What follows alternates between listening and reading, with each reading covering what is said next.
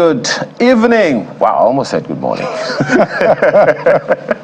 Welcome. This is our special coverage of the independence of Nigeria at 63, empowering tomorrow, a new vision for Nigeria. But, you know, we're doing this a little differently this evening. Our correspondent, our colleague, Ine, is also here. And guess what? We are not alone here on this. Hello, Ine. Thank you so much, Ayo. Well, I like the fact that you started with the theme, empowering tomorrow, a new vision. Because right here in the audience, we see those who will empower tomorrow and the new vision. I'd like for you to give a round of applause for yourselves, audience. Thank you so much for being a part of it. It's a mixture right here. And I believe this is going to be a lot of valuable and important conversations is what we will have this evening as we discuss empowering tomorrow and the new vision, not just the vision of President Bola Tinubu, but the vision of the young and the old, right here on Channels Television. Right, because we do have a vision, you know, right here. I have a vision in my head of the kind of Nigeria, you know, that I want to see. And I know that right here, we're going to be digging deep to find out how we can get on that path as soon as possible, because this is a critical time. But there's always a good reason for us to where were we coming from? We're not just having this in Lagos, but our colleagues are also right there with you in Abuja. Chamberlain and Malkwe, how are you doing, guys? Well, yes, indeed. Welcome to a captivating journey through the heart of Nigeria's history and future. Tonight, we explore our nation's evolution, leadership, transitions, and the quest for a brighter future. Well, from the moment Nigeria gained independence in 1960, it's been a fascinating roller coaster of change and, well, arguably progress. But with 14 different leaders at the helm, we've witnessed the ebb and flow of a dynamic nation that you cannot argue with, including those like Olusegun Obasanjo and Muhammadu Buhari, who wore multiple hats in shaping the nation's destiny. Well, that's right. And now, as Bola Tinubu takes the reins as the 16th leader, we find ourselves in Nigeria's longest-running democratic era, spanning 24 years of progress within the last 63. But as we celebrate our nation's unity, symbolized by our iconic green and white flag, we must also... I thought we used to call it green, white, green. Green, white, green flag. Oh, we're novice. We must also examine the challenges that have crept into our governance. By the way, it's important to point out that the Nigeria's flag is green and white, or if you like, green, white, green, nothing else. So this coat of arms is, you know, usually when the season comes, the season of independence, you get to see these flags in traffic. This is not our flag. I mean, much as we all like to wave something and be patriotic, by the time you see a coat of arms in it, it has taken away from the flag. It's not decorating the flag. It's not making it more important. It's actually taken away from this symbol, which is of our national unity. And I think it's one of the things that is eroding some of our emblems. And many people are making the mistake, Chamberlain, not just you know, those who are printing this for general consumption. If you go and check the office of some governors, the office of some members of the National Assembly, you will find this flag that's got a coat of arms in between. This is not Nigeria's flag. Please, let us take note of that. A simple green, white, green is our national flag. Yes, indeed. So, you know, how can we, with over 200 ethnic groups and more than 400 languages, chart a new course that empowers our people for a brighter future? Now, you have to join us on this thought-provoking journey as we explore the path of the democracy, development, and the vision that will shape Nigeria's destiny. So this begins our quest for better Nigeria, which starts right here. So welcome to an unforgettable episode, Empowering Tomorrow, a new vision for Nigeria. That's our theme here tonight. Indeed, once again, welcome. I'm Malkwe Yusuf. And I'm Chamberlain. So, Ayo and Ladi already introduced themselves earlier. And as you can see, we're not alone. We're joined by a very vibrant audience, which Ini introduced earlier. The conversation is going to be starting in Lagos, and we're focusing heavily tonight on the economy. Right. And that definitely, well, you guys took away that chat all by yourself, right? That's good. They handled it all by themselves. Yeah, well, no that's worries. fine. I'm 1-0, okay? But not taking away from what you said, Nwakwe, about the fact that we need to have those conversations around Nigeria's economy. How do we fix this economy to empower tomorrow and chart a new vision for Nigeria? Let's get into that conversation, but first, there's this piece by my colleague, Ini Jamekwa. That's right. We're still in a celebratory mood here in Nigeria. 63 years of independence is a big deal.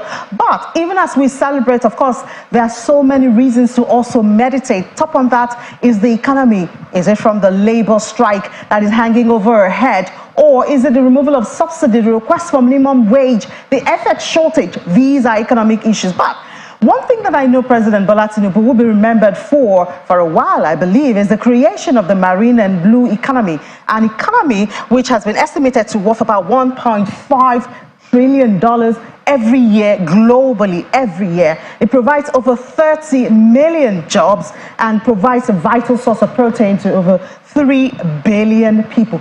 What is Nigeria's share in this? The Nigerian Maritime Administration and Safety Agency, NIMASA, has estimated untapped blue economy potential is valued at $296 billion. Now, how do we scratch out of this? We have a minister in charge of this. We have there you have him, Mr. Gboyega Oyetola. He's in charge of getting out that $926 billion. How will he handle this?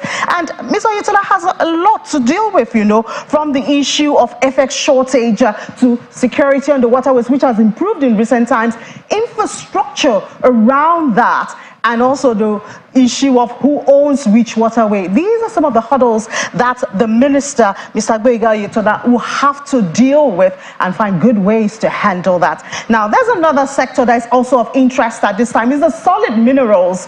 That's another area of untapped potentials in Nigeria. Nigeria is a country with over 44 different kinds of solid, more than this, I believe, much more than this. And that's according to the Nigerian Extractive Industry and Transparency Initiative. Now, we have a minister right there too, Mr. Dele Alake is the minister. He came up with his own 7-point agenda, which include creation of job, multinational mining, big data on specific 7 priority area. And then one area of interest is the issue of illegal mining. And he gave 30 days of grace for illegal miners to join artisanal cooperatives. It's over 30 days since Mr. Alake made that statement. And, you know, maybe it's too soon to expect results, but he said 30 days, and it's over 30 days. So, of course, Nigerians are looking forward to see what the minister is doing. It's over 30 days. Illegal mining, I believe, has it stopped in Nigeria? Well, I guess the panelists will look into that and give some answers. And then another area which is very, very important, that's food security. Now, President Bola Tinubu declared a state of emergency on the food security situation in the country in July. Since then, well, we've seen inflation since that declaration. We see inflation has gone from 24.46% to 29%. That's food inflation, 29.34% in August. Let me just ask, how much do you spend for your household food items every month now? Can you compare it to how much you spent in January? I bet you have a lot to say about that. And then this declaration of the state of emergency that the president has given, what should it consist of? What should it should be more than a pronouncement, you know. Now we have someone who is supposed to lead that plan and implement it. We have the Minister of Agriculture. He is supposed to lead that. There you have it, Mr. Bubakar Kyari. What's he doing now about that declaration of the state of emergency? What should he be doing? I believe a lot of Nigerians know what the problem is. We don't need to rehearse what the problem is. It's how to, and we even know the solution, you know, but how do we implement it? That, I believe, is part of the conversation that we'll be having this night. So in summary, imagine a food-secured nation along with an optimally developed solid mineral sector and a blue economy devoid of illegal activities with developed infrastructure. no doubt that would be a flourishing and a developed economy. And that is what Nigerians are looking forward to. I'm Ini John Mekwa. Well, you know, that conversation around food security reminds me of what the fellow now being called in some quarters the optimist in chief of Africa. Right. Dr. Akinwumi Adesina. You know, that Africa doesn't have any business being food insecure within the next 5 years. Exactly. We actually have no business, you know, being food insecure. And we don't have any business with a lot of things we're actually dealing with, you know, in Nigeria, from oil to the blue economy. There's so much, you know, potential. But at this time, I'm looking at exploiting all of that potential at this point. How do we start that? I think I'll go with the word explore, because exploit sounds somewhat. Anyway, don't Explore. explore. Okay. And you know, when he talked about imagining a country that's, you know, food secure, I actually, for a second there, I just pictured it in my mind. And I actually felt really good. I don't know if you pictured it yourself. And that sounds to me like vision. Right. Because vision is something you have to see, even if you don't have it now. But let's have conversations around all of these with our panelists, two of them with us here. Prince Bambo Ademilui is chairman of Auto Gas Committee of NLPGA. Thank you so much for joining us here, Senator. Thank you for bringing me. As well as Dr. Chinyere Almona, who is Director General of LCCI. Thank you so much for being here, man. Thank you for having me. And we also have, you know, joining us via Zoom, we have Mr. Boma Alabi, Chairman, Shipping Lines Association of Nigeria. And we also have in Kano, Jibrin Mohammed, Professor of Soil Science. Join us from our Kano studio. Great to have you on the show. Thank you. Good evening. Okay, maybe that's a good place to start since we are talking about food security. Exactly. Let's go there straight away. Are you as optimistic as Dr. Adesina? And because a good number of people will be wondering, how come we haven't even had that conversation? How any effect, so to speak, since the president declared the food security emergency on food security in the country? Any trajectory that Nigerians may not be aware of? Any optimism, any certainties, any movement in the direction of food security that you can see and tell us about?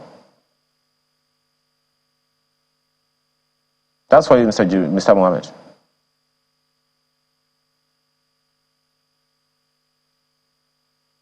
Hello? Yes, go ahead. We can hear you. Sorry, I couldn't hear. Can you hear me now? Yeah, I can hear you now. Good. I said, in the light of what the president said, I mean, before the ministers were put in place and empaneled, the president declared the food security emergency, a state of emergency on food security. And the number of people are wondering, how far so far with that? Is there anything you can tell us, any movement in that direction that you know that Nigerians may not be aware of? Well, I think the most important movement is to have synergy between the various government agencies and policies.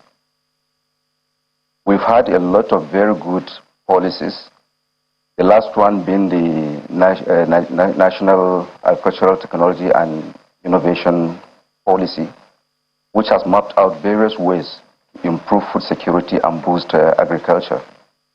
But unfortunately, the lack of synergy between various agencies of government and between the various tiers of governments is preventing realization of many of these laudable policies.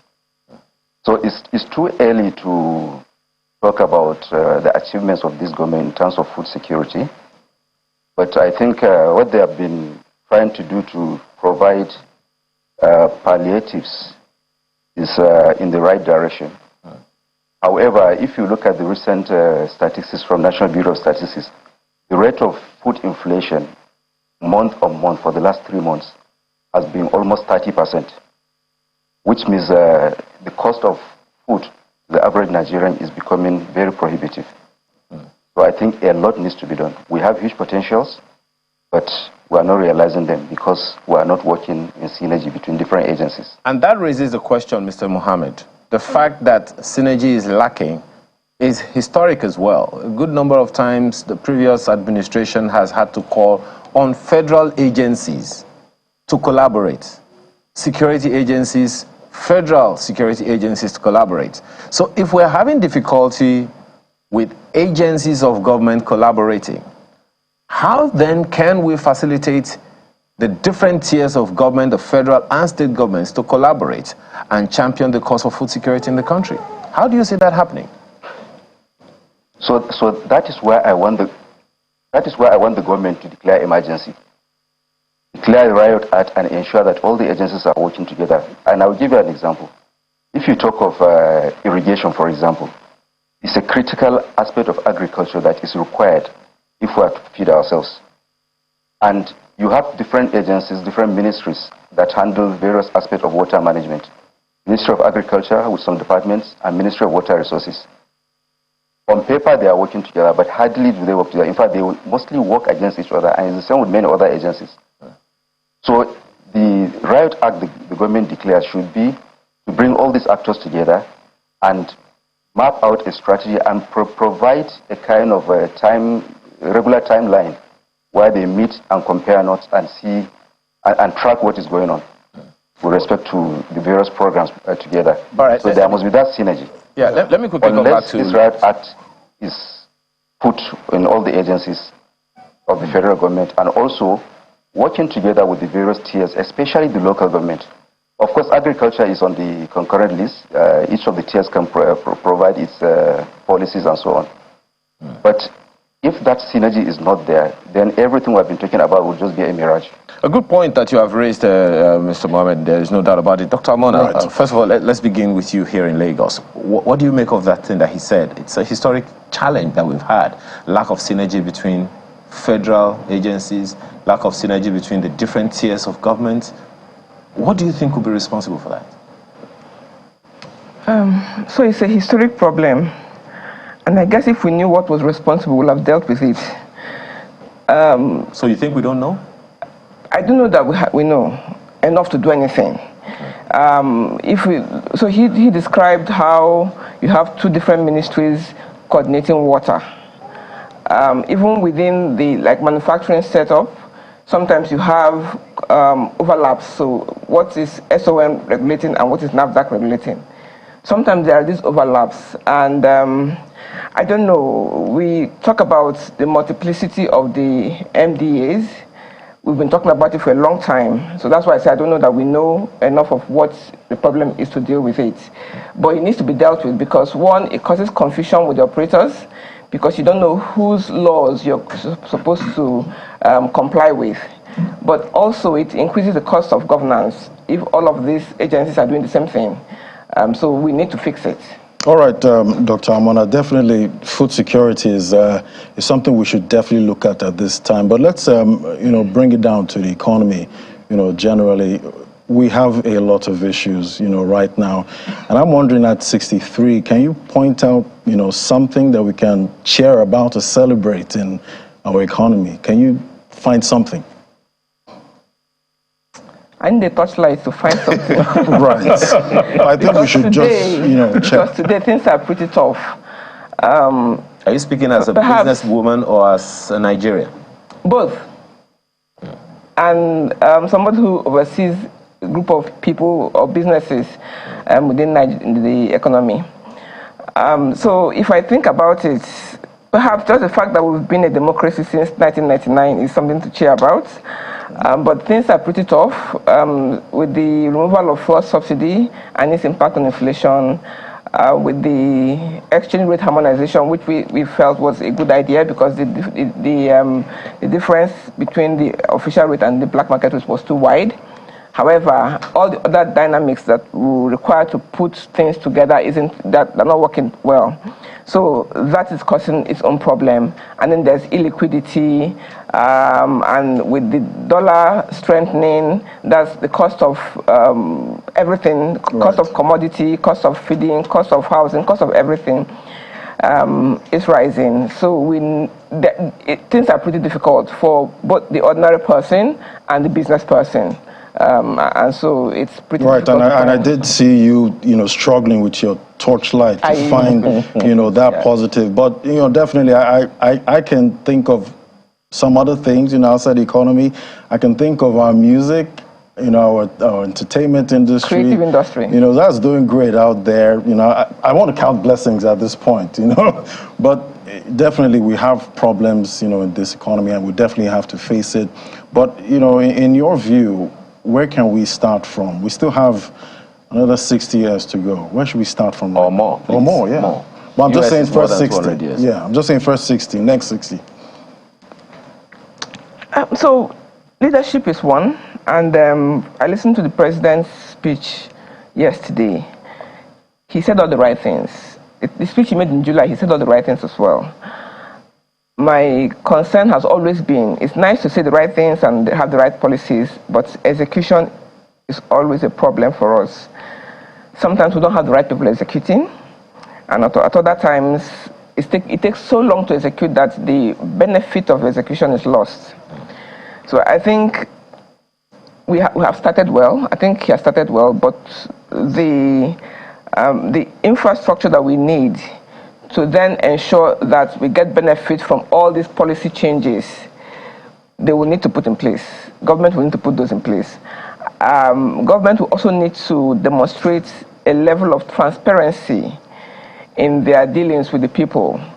Because today, there's a serious trust deficit. It's almost as if the citizens don't trust the government does not trust the citizens. So there's trust deficit, so we need to be saying the right things to the citizens. People are going through very difficult times.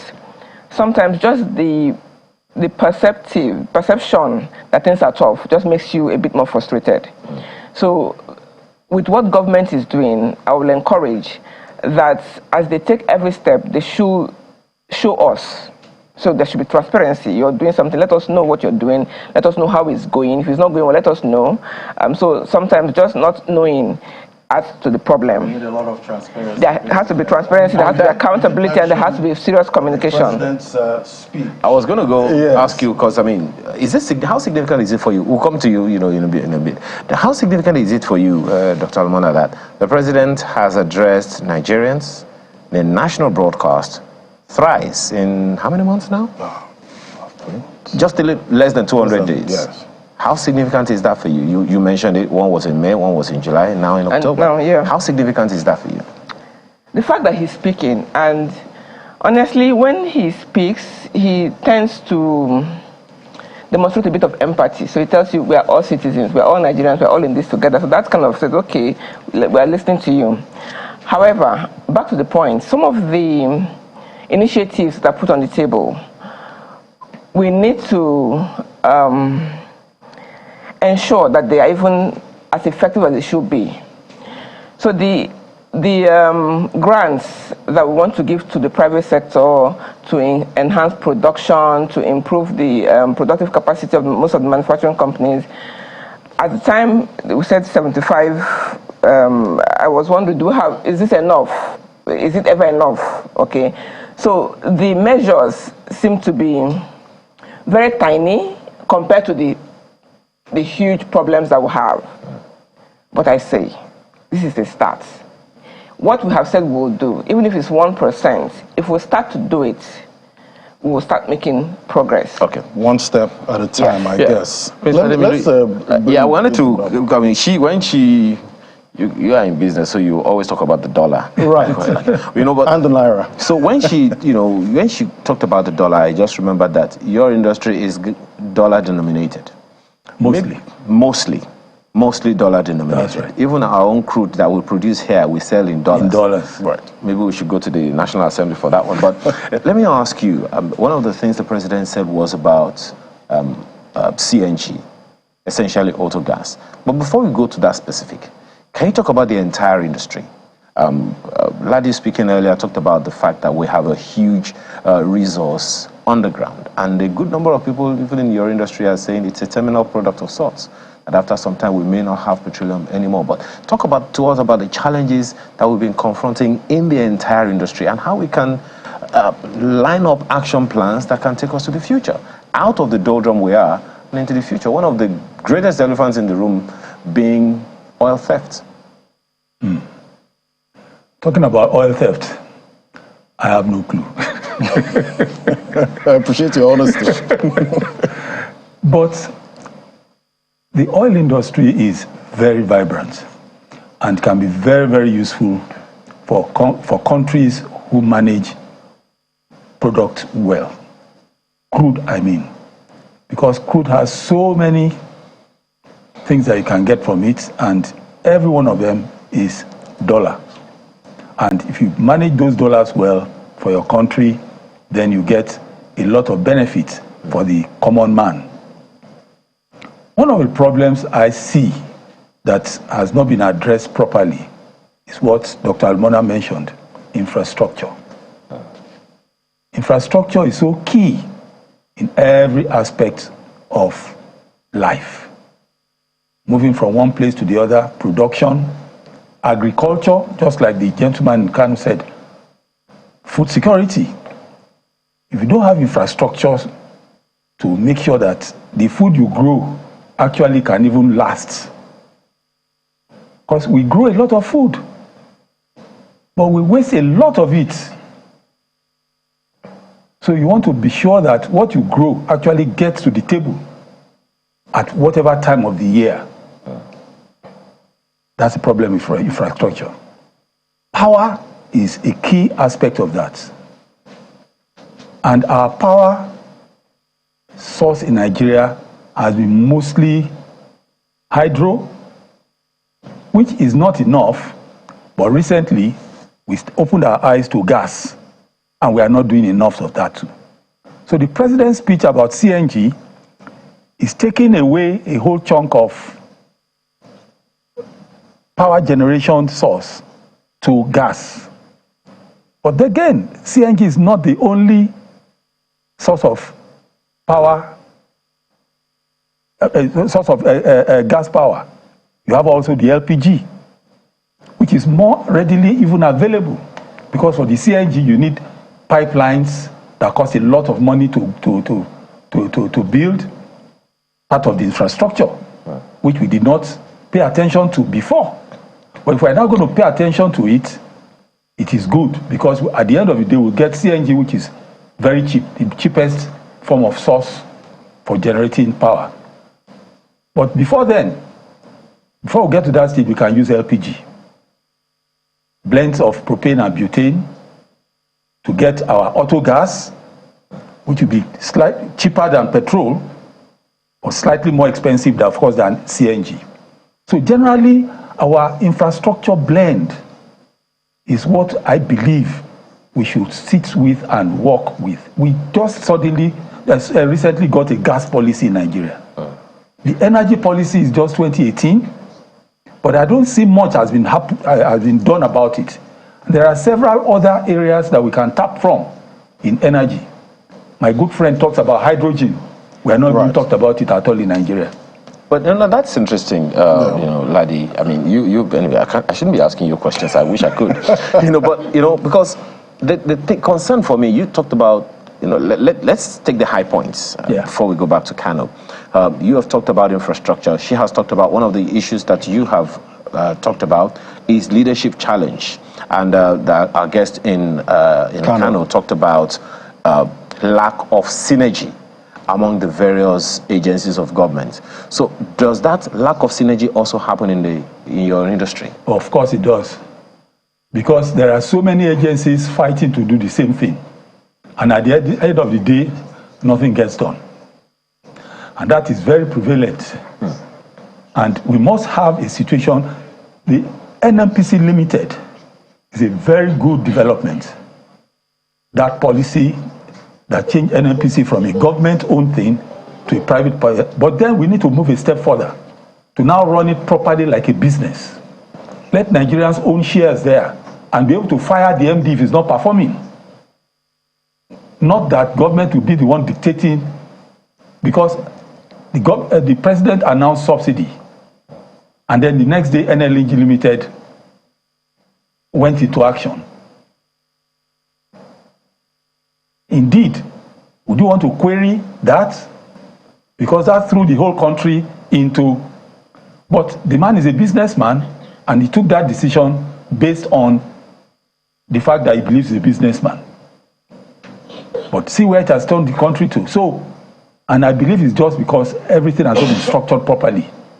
Right. So synergy definitely is Synergy is very important. is very important. But before I go to Kano now, we are a big producer of oil and gas, and you keep hearing about fluctuations in oil prices on the global market, and we get jittery here, and I'm wondering, what's the advantage of being an oil-producing nation or a gas-producing nation, versus a gas or oil purchasing country? What is the advantage, and why are we not seeing it here? The advantage, of course, is that you can get all the products in country.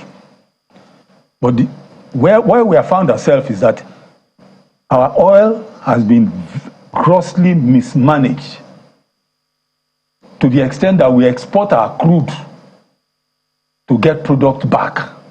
Who does that? I don't know any country that does that. I don't know any. Out of the oil producers? I don't know any. No OPEC? I don't know any. Our refineries are down. We can't even... Gas has been flared for so long. It's just recently we woke up to a situation where people are gathering gas for production and getting LNG, CNG, LPG, and using. In fact, we have not even scratched the surface in terms of gas use. There are so many. The gentleman from Kano talked about security, food security. Have we even thought about using gas to preserve our food, to heat food, to cool our fish cold rooms, rather than burn diesel?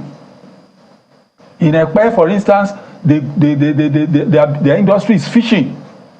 You need to see large cold rooms in Ekpe burning gas from the pipeline. There's a pipeline there that's bringing CNG very cheap. But the poor people are still burning diesel and burning petrol so we're not, there's no synergy. So technically we're behaving like an oil purchasing country. We're an oil purchasing company. I told you he's a businessman. Well, Mr. Mohammed, let me come back to you very quickly. And sell and buy back. Yeah. Mr. Mohammed, so one of the issues that you mentioned there, apparently, as you have mentioned or you hinted at the other time, almost every sector of our economy is in that direction. You've heard, from Dr. Amana here saying that there's lack of synergy in a number of places, ministries, departments, and agencies, and it's because there is a leadership challenge. You've also heard Prince Ademilu say the same thing about the auto gas, well, the oil industry itself. So if we are to chart a course, who should be held responsible for that lack of synergy? Here is the reason for the question. You mentioned it the other time that agriculture is on the concurrent list. So the president cannot order the governor in the state. The minister of agriculture cannot order the commissioner of agriculture in any state. So how do we champion the multi-level or multi-tier coordination that is necessary, especially for the people? Of course, we know that Nigeria doesn't have indigents.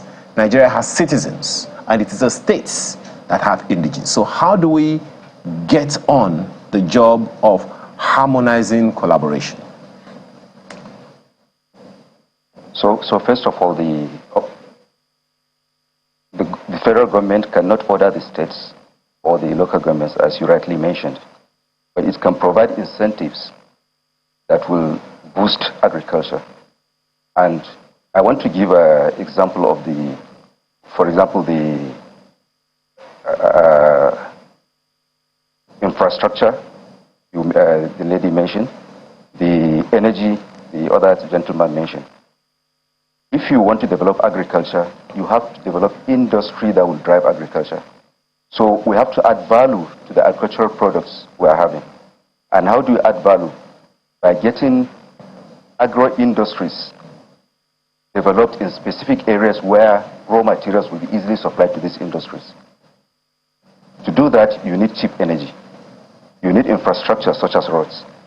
And that is where we got it wrong for a long time. When the colonial people were here, as far back as 1946 or so, they had a program for developing agriculture, and their focus was on export. In fact, as far back as the early 1900s, when they first amalgamated Nigeria, they had a plan for export. That is why they put a railway line from the farthest end of the northern Nigeria to the coast to drive export. They wanted to export hides and skin, so they put a number of veterinary stations and ranches and dipping points so that animal can dip and the skin will be fine. So these are the kind of incentives we need to have the infrastructure, have affordable energy that will drive industry, put all the necessary incentives for us not to export primary goods, but to export processed goods, so that the industry can now drive agriculture at the farmers level. When you have that, even the issue about driving extension and so on will be done by the industry, because they want the farmers to produce what they want to specification. So as long as we don't have that in place, then we are going to continue where we are. There have been some gains, quite all right. For me, I don't need a torchlight to see some of the gains. If you look at where we were 63 years ago at independence, our population was probably less than 40 million people. And at the current population, we are still able to feed a good proportion of the population. So it's because something has been done, but it's not enough.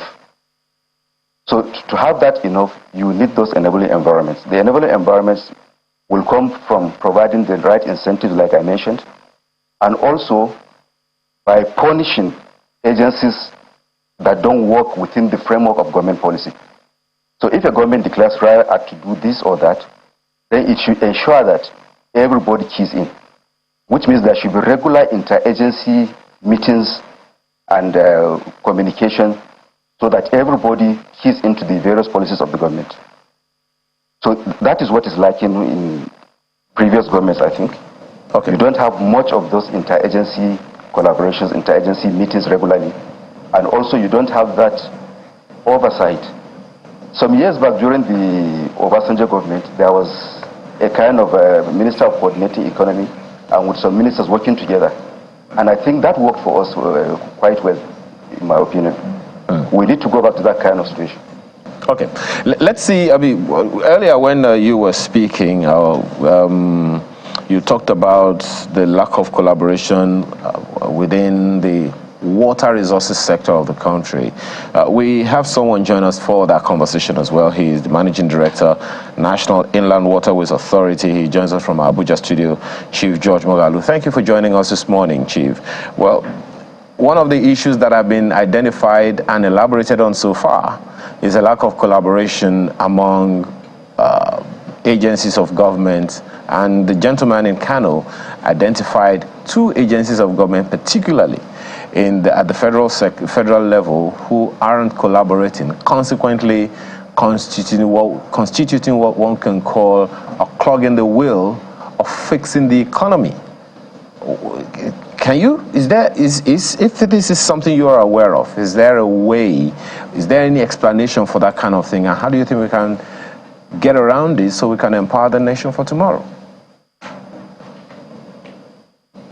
Thank you for having me. Let me begin by saying that I was Managing Director of National Inland Waterways Authority until last Friday, when I finished my first tenure.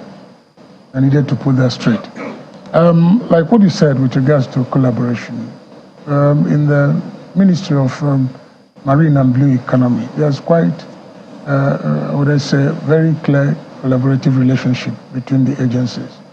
I remember that as chief executives, both myself, the MD, the EG of NIMASA, the MD of MPA, the registrar of, director, of MANORON, the registrar of CRFFN, all of us, we have a platform, including the MD of the Nigerian Railways Authority. We have a platform where we meet to look at issues, to look at how we can work together for the benefit of our people. We actually appreciate the fact that we need to collaborate to work. So like the person you said who made that comment, I didn't watch the program, so I wouldn't know what the person may have said, but the truth still remains that we have a very strong collaborative relationship between the agencies of the marine and blue economy.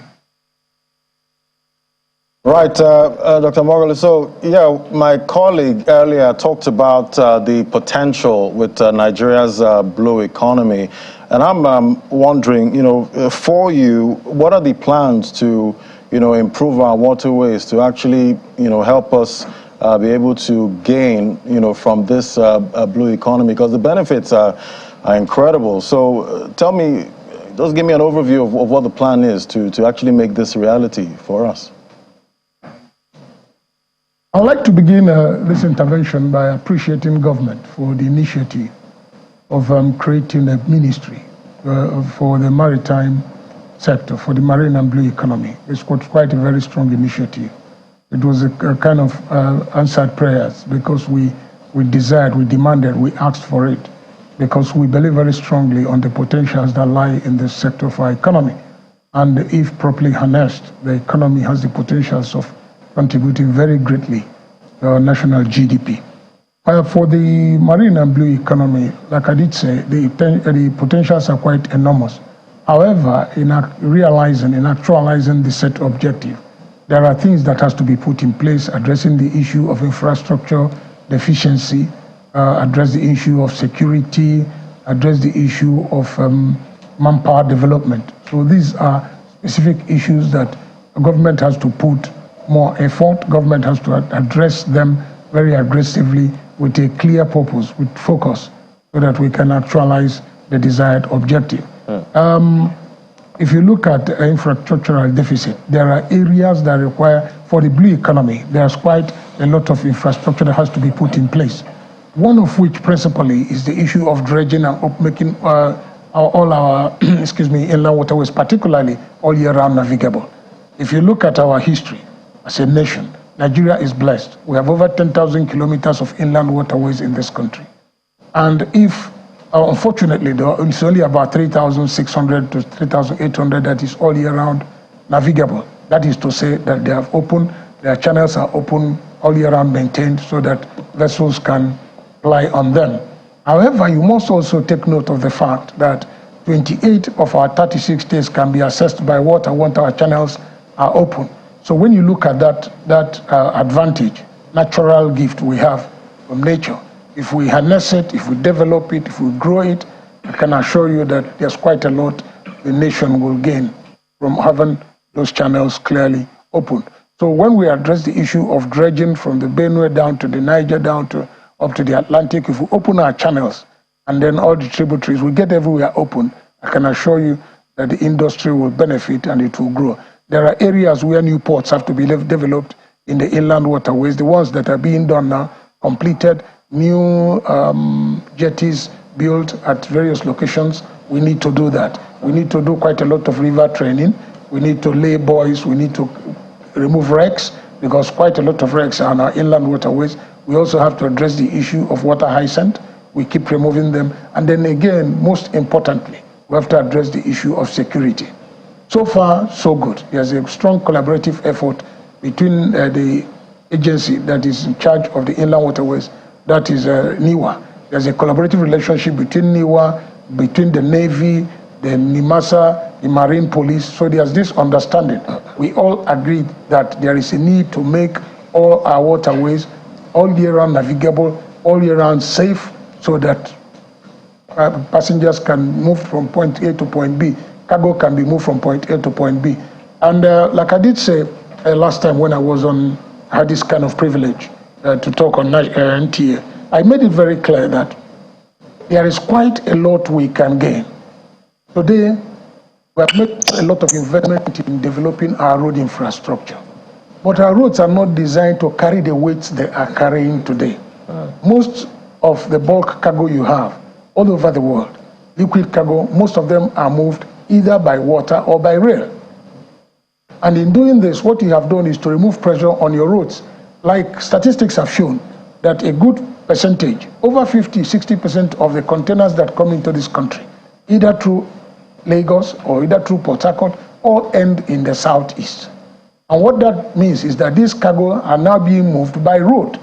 If, for example, we have 3 million containers going to the southeast, that translates to 6 million trailers being on our roads. 3 million carrying the containers and 3 million carrying the empties back.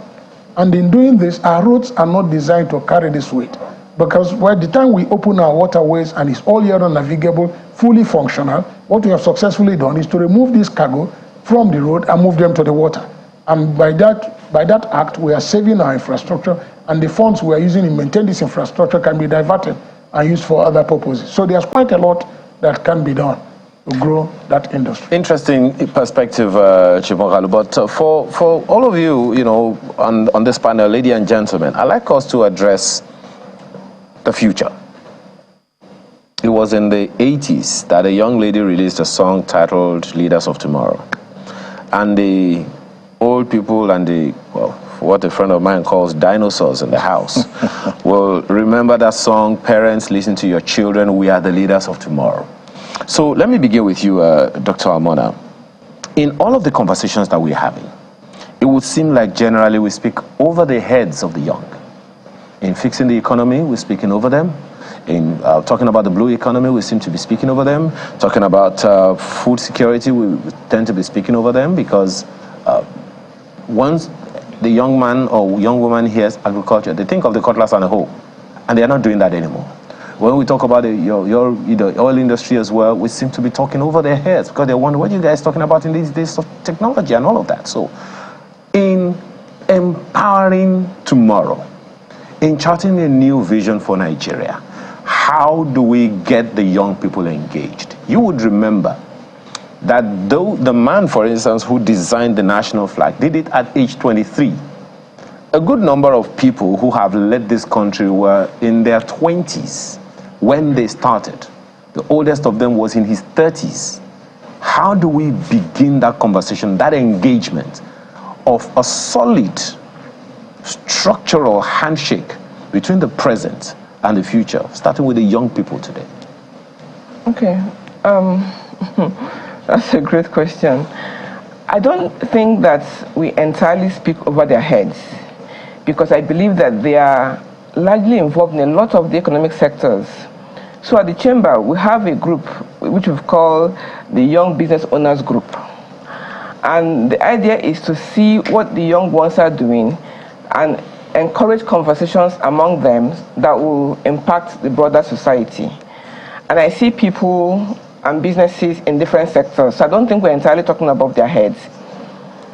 The one way to also bring them even closer is to explore what they have done well. So in the creative sector, for instance, entertainment, Nollywood, the young ones are doing great stuff. So how do we encourage them to do more? We just talked about agriculture. The young ones are in agriculture. They have a lot of tech-enabled agric services and initiatives that they are exploring. We just need to encourage them a bit more so that they can focus on the things that are going to work.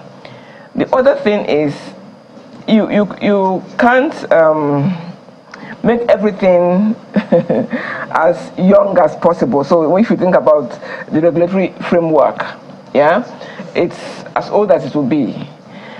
But we need to have conversations such that the young ones understand the regulatory framework, and how it works, and how we can make it easier for them to do business. So a lot of the young ones, their frustration will be, we are thinking about tax. There are multiple taxes. There are multiple agencies asking them for money for this and for that and for that. To register a business is a Herculean task. So we need to see how our regulatory environment can support the young ones by making it simpler and cutting out the red tapes, but also engage in ongoing conversations so that they understand what exists, and then we can see how we work with them. All right. Thanks for that, Dr. Amona. Let's come to you now, Prince. But I want to have your thoughts, too, on his question, because at the end of the day, we are a predominantly youthful population. Absolutely. So how do we get the youth involved? Getting them involved.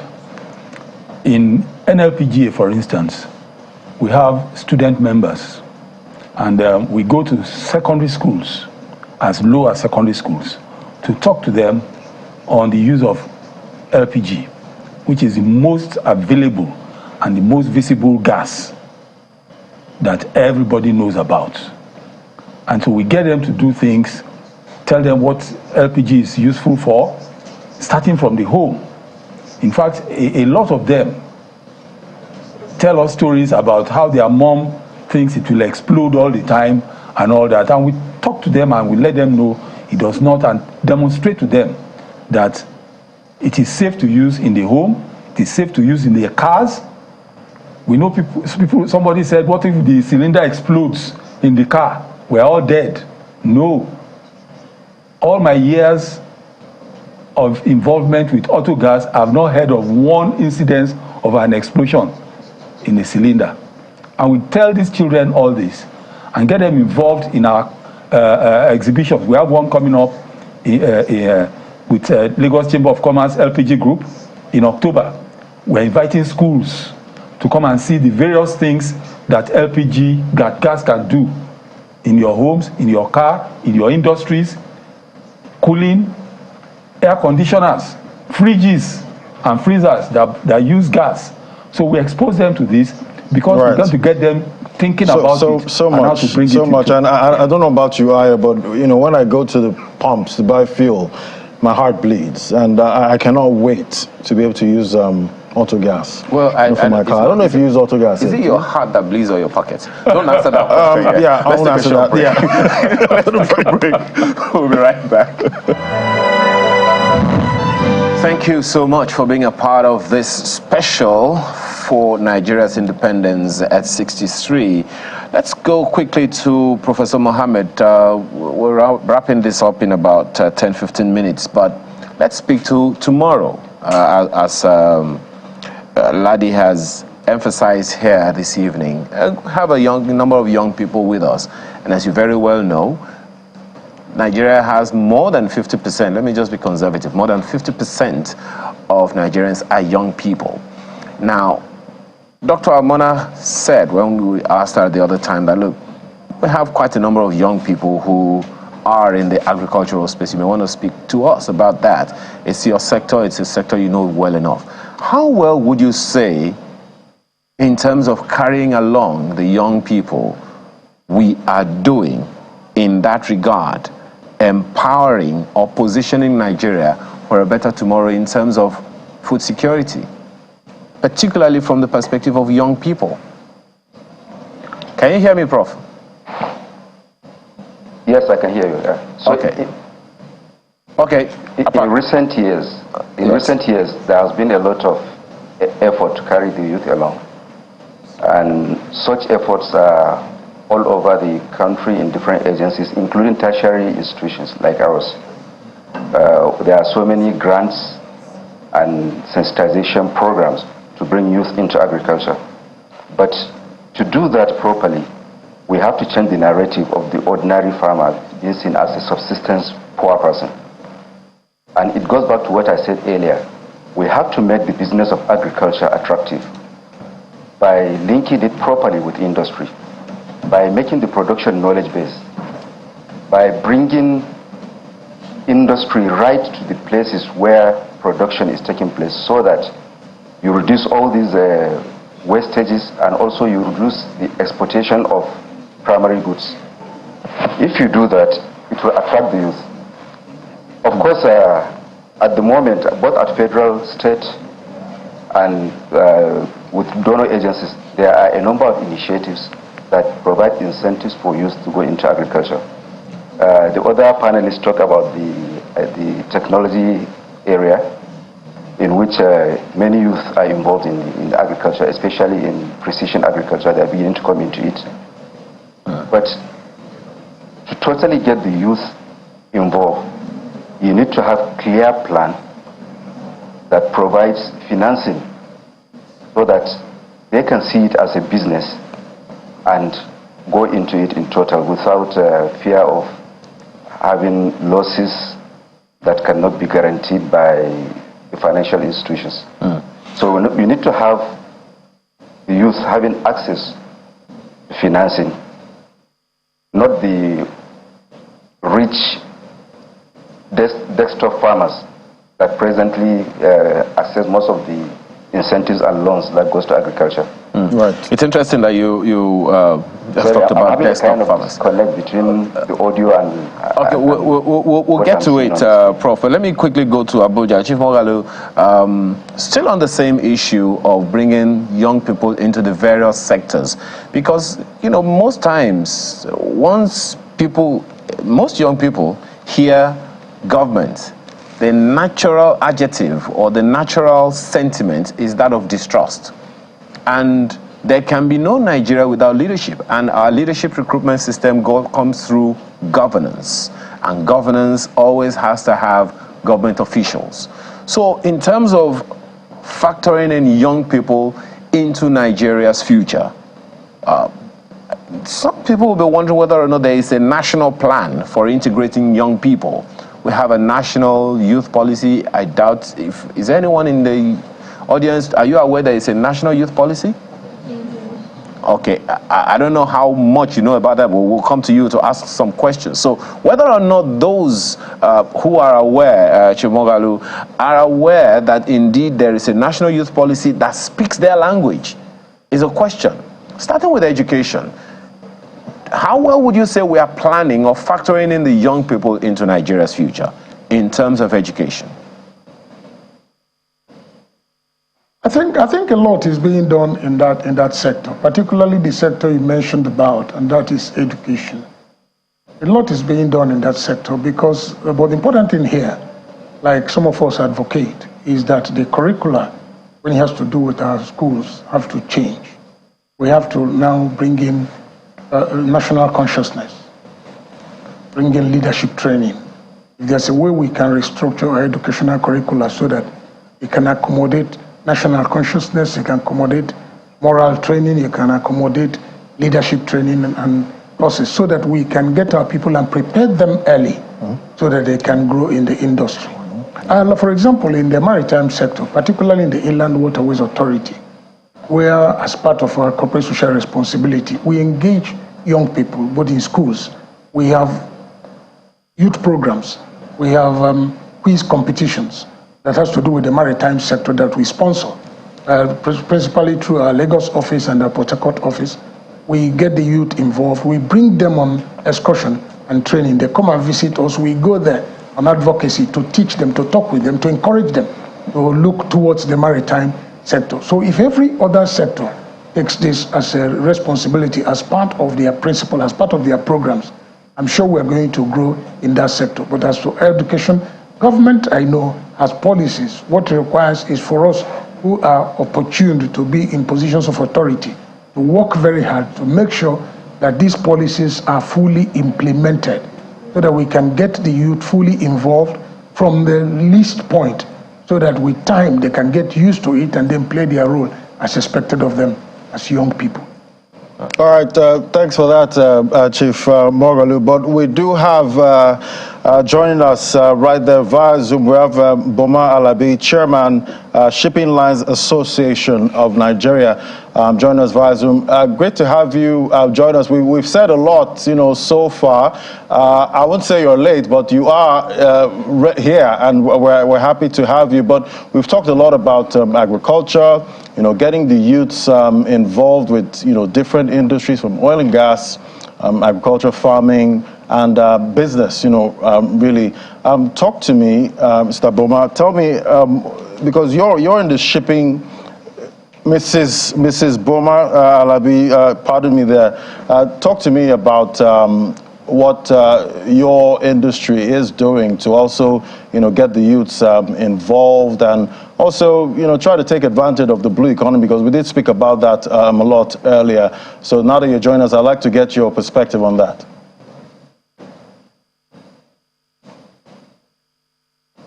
Hello, Mrs. Boma.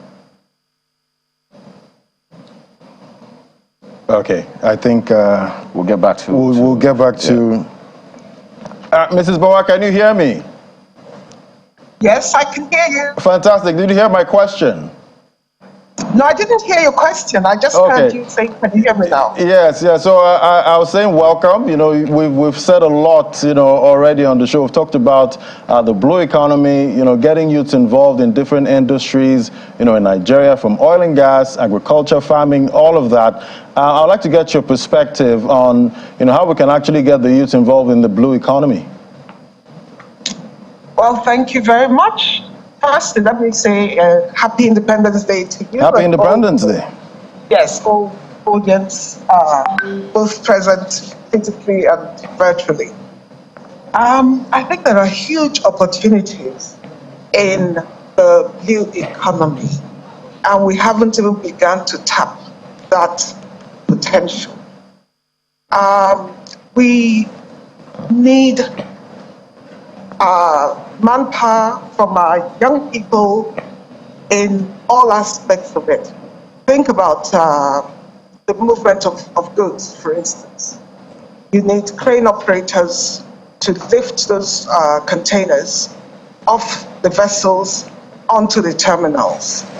You need, and that's a skilled occupation, by the way, because you're operating machinery. We need them to secure the vessels, secure our waterways. We need them to man the vessels as crew, and the barges that move the goods when the big vessels come into our ports. We need to go beyond just the logistics of moving goods to harnessing the riches that we have in our ocean. So farming, we think of this only at the agrarian side of things. Nigeria has the best shrimps in the entire world, and we can cultivate, have shrimp farm and export for US dollars. We focus far too much on the oil sector and neglected other aspects of the economy, particularly the economy, which is why I'm so pleased that we have a specific ministry focusing on this, and hopefully more attention will be directed towards that, and in so doing will create more opportunities for our young people who are simply very talented and just need to be guided. Well, Mrs. Thank you very much. Oh, okay. I really wanted to. Okay, let me ask you, Dr. Amona. I mean, what she just said now about the fact that we've over-focused on one particular sector for too long, is that to say we in any way, because for as far back as I can remember, since the 60s, we've been having national development plans. And in fact, there was one they call National Development Rolling Plan or something like that. So is it that we abandoned those plans, or those plans were just focused on the petroleum industry?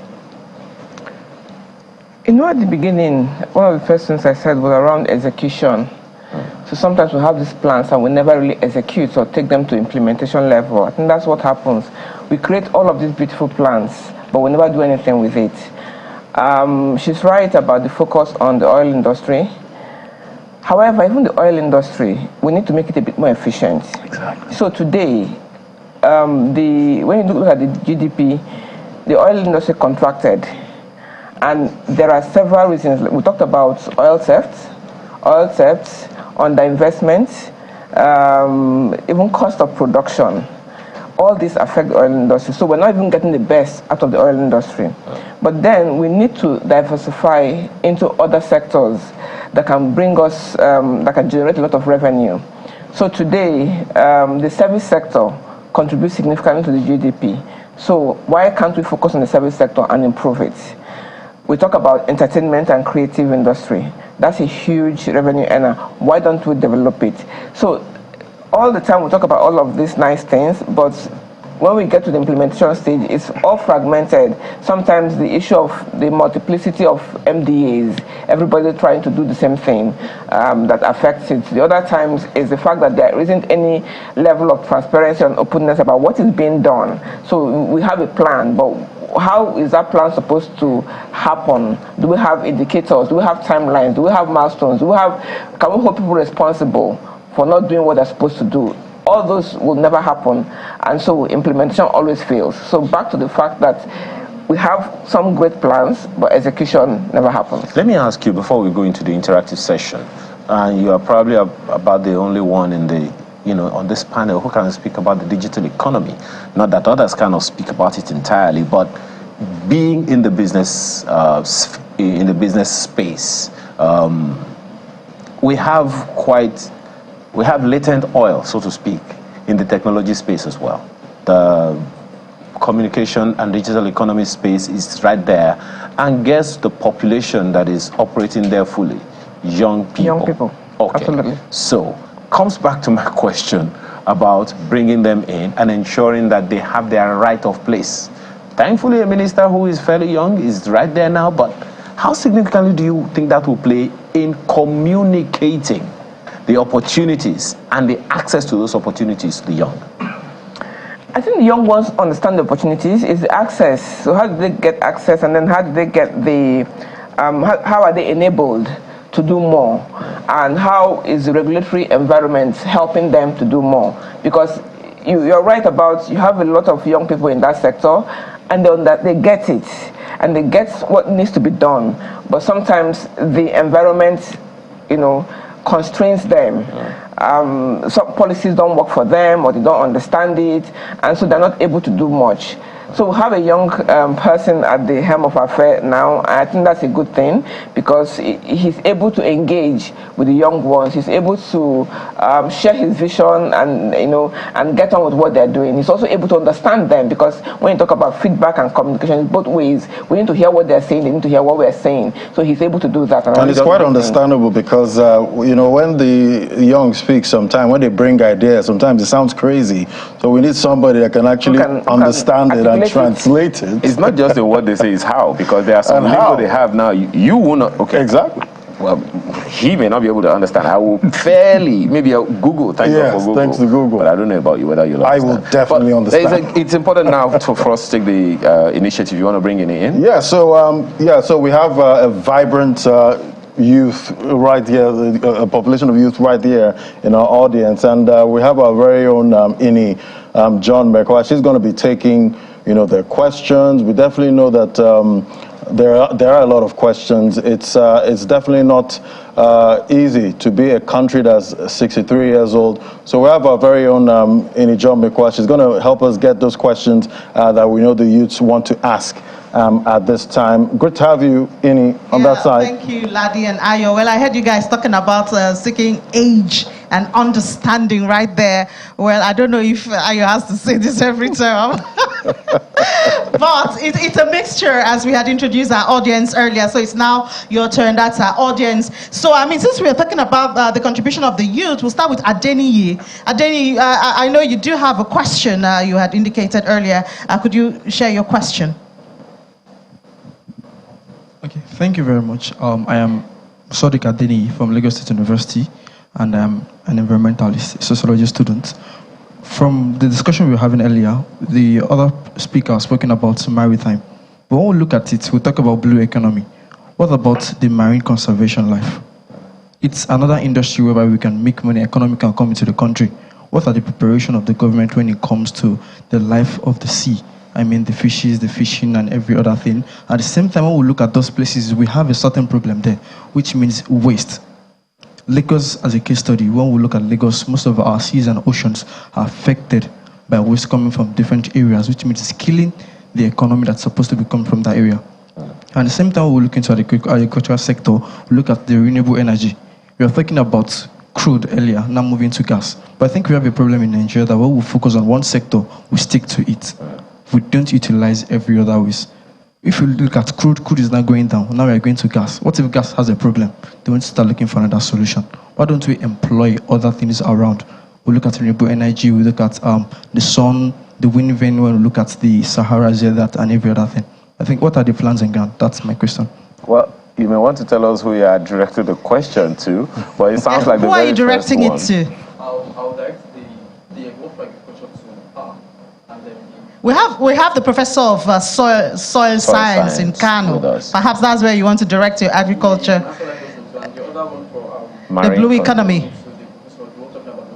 Okay, I guess that's Mrs. Boma Alabi. No, Chief Mogalu in Chief in Mogalu. Abuja. Oh, Chief Mogalu. Okay, Right. all right. So we have that. So I'll just take all the questions. And well, it sounds like Adeni is an environmentalist. It brings yes. that into perspective. Well, let's also have Princess Layo. I wonder where she'll be coming from, her perspective at this time. Thank you very much. Mine is not of a question, but a comment. If we really look at it, the youths, they are really trying, but we don't have to demoralize them. Why I'm saying we don't have to demoralize them is that it seems that career politicians, when somebody is not doing well in this ministry, they just, when there's a lot of noise, they move him from that, him or her, from that ministry and puts that person in another ministry. I think we are tired of being used. We need to move this economy forward. I have ETLS certificates, but I've never exported once. And why? Because of the problems in that corridor. And it's cheaper to send this center table to Germany rather than sending it to Ghana here. So we need to look into that area. I'm not an expert when it comes to that. Maybe they have to give shipping companies incentives to ply that corridor, because now we have signed AFCTA. Nigeria has signed. We claim to be the giant of Africa. We need to remain that giant, or else all other small, with due respect to other smaller countries in the ECOWAS, they are going to take over. So now that we have signed AFCTA, we need to sit down.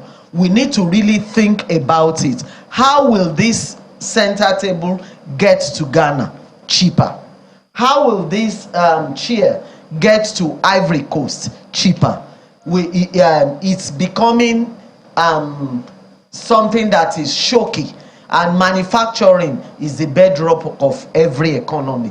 You need to encourage us as manufacturers so that Nigerians will have the guts to continue in manufacturing. Thank you very much. Well, thank you so much. Sounds like that wasn't a question, just observation and comment. Yes. All right. Okay. So we also have a question from Mr. Nimi. We're talking about AFCFTA. I mean, it's a big deal now in Africa, and we know of PAPS, and all of that. But Nigeria seems to be going really slow, and we have to sustain our place as the giant. Well, I know that Dr. Almond will have a lot to say about that. But Mr. Nimi. Good evening. The name is Nimi Amakri, and I'd like to direct my questions to Prince Ademili and Dr. Almona. A lot of questions and comments, but I just stick to the fact that empowering tomorrow means addressing and empowering the youth to take over tomorrow. So I belong to a group, and what we do is to teach. When the convener of that group, what it does is to prepare young business people how to pitch their business to get more funds. And then we have a group of us that are mentors. We mentor them, we talk to them, and we hold them by the hand and walk them through a process. Okay? In other words, we help in empowering them. How can the chamber adopt that template? Okay? And in the area of autogas, there needs to be an acceleration. So NPLGA needs to do a lot more in interfacing with governments. And I think the most, so far, one of the most forward-looking is Lagos State government. Because I had a meeting with one of the agencies, and they mentioned interfacing, looking to the NLP for bringing out policies that will guide our sector properly. So, all right, thank you so much. A final one just before we hand over. We have Ololade.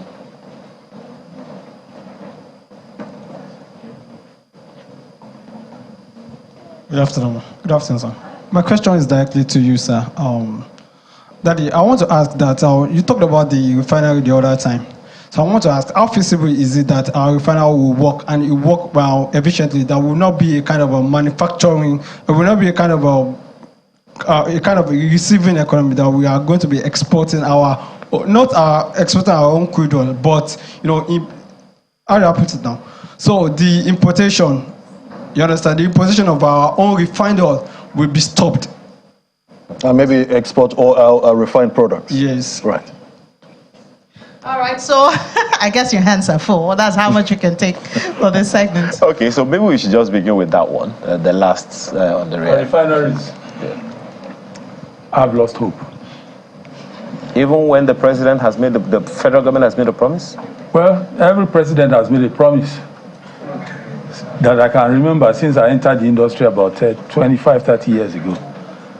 The refineries worked up till maybe 1989, 90 to about 92, 93. After the turnaround maintenance that was done in that period, the refinery started going down, and they have never really come back. And I don't see them coming back. Why is that? Those equipment are obsolete. Technology is moving every day. Some of those things they can't even find the parts to even bring them back to full steam. The money that has been spent on turnaround maintenance of our refineries in the last 20 years could have built us at least 5 or 6 refineries. But somehow, every government gets to believe that they can get it right, but none has had. And for me, if I become president of this country today, I will shut down all those refineries, and if anybody wants to buy, people have even offered to buy. Why don't you just sell them to them? Okay. Well, madam, you heard the question of Mr. Nimi the other time. You want to respond to that? Yeah, of course. So what he described, I belong to a group of angel investors, and this is similar to what is being done. The chamber can definitely support. I think also that if, let's say, your team or similar teams have ready prepared entrepreneurs, you can have a conversation with us so we can see if there are ways that we can help kind of expose them to funding sources. So that will help to attract the youth and encourage them to go into business, viable businesses. Right. Then we have a question for Mr. Mogalu. Yes. We did get that question. Mr. Mogalu, can you respond to the question about protecting marine life? Marine conservation. Exactly. Can you respond to that question, please? I heard the question. It has to do with environmental issues. For us in the National Inland Waterways, this is one area that we lay great emphasis on, ensuring that our environment is fully taken care of for the safety of marine life, because it's part of our program with regards to developing the blue economy. One area is that we have upped the ante when it has to do with sensitization, getting our people to understand.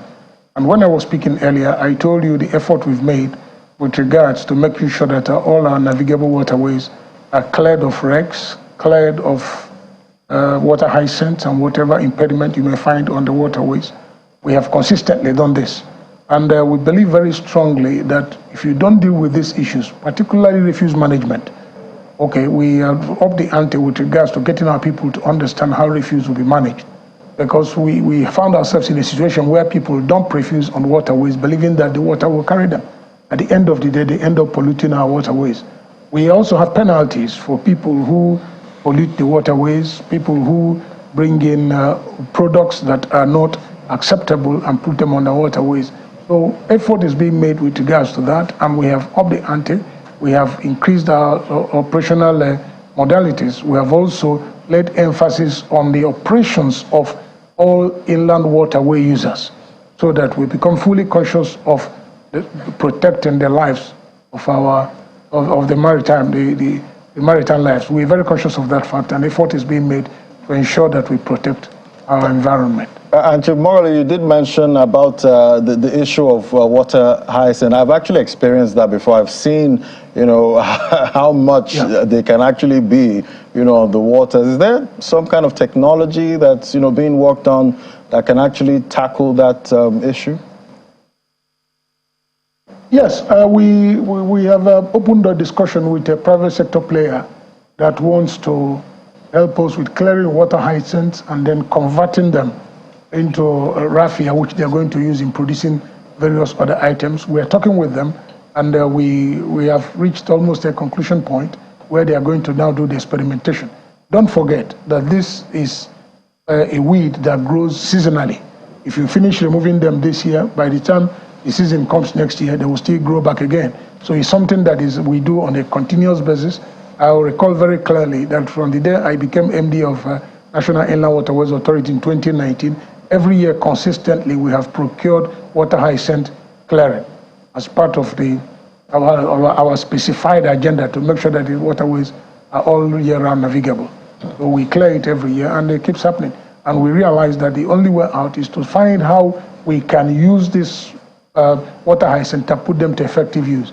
And there are some private sector players, we have engaged them, and we are talking. I guess if you can't beat them, use them, I guess. Exactly. Right. And talking about using, that conversation takes us to Professor Mohammed in Abuja studio. You heard the question of the environmentalists also, and I think it's something that Dr. Almana also mentioned, and Prince Ademilu here, about wastages that we have to experience almost, if not on a yearly basis, between 1/3 and half of agricultural produce in the country seem to be destroyed. They don't get to the markets, and we literally waste them. Is there a way to reverse that trend? Something we haven't tapped into yet? Yeah, it's a sad situation for a country that is food deficit and is having a lot of food it produces getting wasted. But there are ways we can address that. And again, it needs to go into investment into youth and entrepreneurship, in my opinion. Because these youth have a lot of ideas of producing things that will convert the waste. And also agricultural waste can be converted to wealth through some of the very good ideas some of these youth are coming up with. Recently, in the center I'm heading, Center for Dry Land Agriculture in Bayero University, we organized an agri-pitching to get good ideas from youth for some financial support. And we got more than 90 entries with very, very great ideas. We selected 3 of them for some small funding. So I think that is the way to go. We need to invest in youth who have knowledge, who have good understanding of technology that can reverse some of these wastages, some of these trends we're having. Well, I will be very happy to collaborate with the lady who is working with the angel investors, and also with Mr. Ni, to see how we can onboard a number of youth who have ideas to invest in agriculture and address some of these issues of wastages. Well, I guess they'll have to increase the population of the angel investors because they may be overwhelmed. Let's not forget the question about AFCFTA. We'll come back. We'll come to that, and that will be for Dr. Almana. But still with you, Prof. There's something you said earlier about the need to tweak the agricultural education curriculum is quite significant. I've had the privilege of speaking with a doctor, some lecturer in a university in the southwest of Nigeria who said, no, most young people don't want to sit in an agricultural class talking about hoes and cutlasses. So there needs to be a way to speak to them, particularly in the value-adding sector of the agricultural industry in the country. In terms of agricultural education, what is missing that needs to be expedited so that what the young man here said about value addition to some of these things can actually see the light of day, and we don't just lose the investments we would have gained when we export raw materials? Yeah, what is missing is what a lot of institutions are now beginning to realize. that is not only theory in the class, but present opportunities and provide some funding for youth to go into agriculture, to go into processing, to go into marketing. I mentioned earlier that we need to stop exporting primary products. We need to add value to our products. That will help us to even limit importation of so many things that we don't need. I mean, how do we keep importing things like cashew nuts and so on when we can produce and process here? How do we import things like tomato puree and so on? At the same time, at certain times of the year, more than half of the tomato we produce is wasted. It gets rotten. So we need to educate youth to see the opportunities, to bring creative ideas that can preserve and add value to some of these agricultural products. These are some of the things I think a lot of educational institutions are now realizing. For us in Bayero University, for example, through the World Bank funded Africa Centers of Excellence, we are putting a lot of emphasis on entrepreneurship and innovation education. And I think that is the way to go, not only for agriculture, but for other disciplines. If we are to boost our economy in Nigeria, we need to promote entrepreneurial and innovative education in our youth. And when I say entrepreneurship education, it's not what was done in the past, where you see government sending sewing machines and so on to universities. I mean, that is not entrepreneurship. Challenge them to use their ideas to solve existing problems that will address our development issues within the agricultural sector. And I think some institutions at least are developing curricula along that line and practically going along that direction. All right, thanks for that, Professor Jibrin. But regarding the AFCFTA question, Africa trading with Africa, that conversation, that has been on for the longest time now, but we don't seem to be seeing that, happening at this time. And when we produce, how can we get, those products to our African brothers at a good price where we can actually make profit and they can also, gain utility? We can answer that. So for the AFCFTA, it's a great idea and it opens up a market that is as huge as we can even explore. However, there are challenges. So one which you mentioned, we have infrastructural challenges which we've talked about today. Some of the things that we need to move should be moved by rail between these countries that are close by each other. However, it's difficult. Even having airlines that go from one country to another is a challenge sometimes. So if movement is curtailed, then products can't move, or it will be more expensive for products to move. In addition to that, it's important for us to have a harmonized standards. So for instance, if something is stamped SON and NAFDAC approved here, you shouldn't go to Ghana and go through another process, and then go to Kenya and go through another process. So you should have standardized such that if it goes through Nigeria, it should be fine across Africa. That we haven't done. We've also been working on the rule of origin protocols, which I understand has been completed, but it needs to be sensitized and moved out. Payment is a big issue. So she mentioned that we have PABs. That hasn't really taken off from here in Nigeria. So you really can't sell here and then get your payment coming through. So those things need to be worked out before FCFTA can work. But it's a great idea, but back to execution, we need to make sure that the infrastructure around it works. Keyword, execution, execution, execution. I'll come to you, Prince Bamba. What's your contribution to that? Virtually the same, because I'm president of Nigeria-Ghana Business Council, and that is exactly the bane of what we face. People want to move their products from Nigeria to Ghana, and they can't. Vice versa. Last trade fair, Lagos Trade Fair, they couldn't move across the border, so the people from Ghana had to go back because of the various rules that just stop them. And here we are, here is Ghana, here is Togo, here is... if we cannot do business together, so what are we doing? So close yet so far. So close yet so far. I mean, so it's really something that Lagos Chambers of Commerce, and I know, has been working a lot at, but we need a lot of government interaction between the various countries to break those barriers that are impacting on flow. Sounds to me that you both of you are saying that the AFCFTA is on life support. It's not on life support. It's actually very active, and it's challenging these issues. Okay. Yeah, but we need government support, various governments. Just like they said, just like Dr. If governments are not collaborating, or rather facilitating the activation of the AFCFTA, what can the private sector do?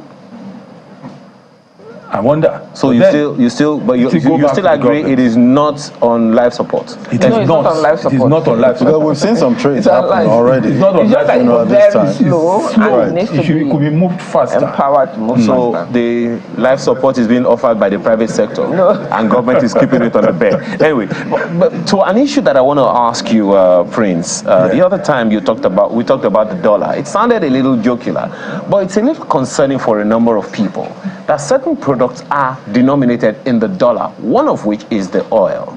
And I produce oil in my house, and I want to sell it to madam, and she has her own currency with which she wants to buy my product.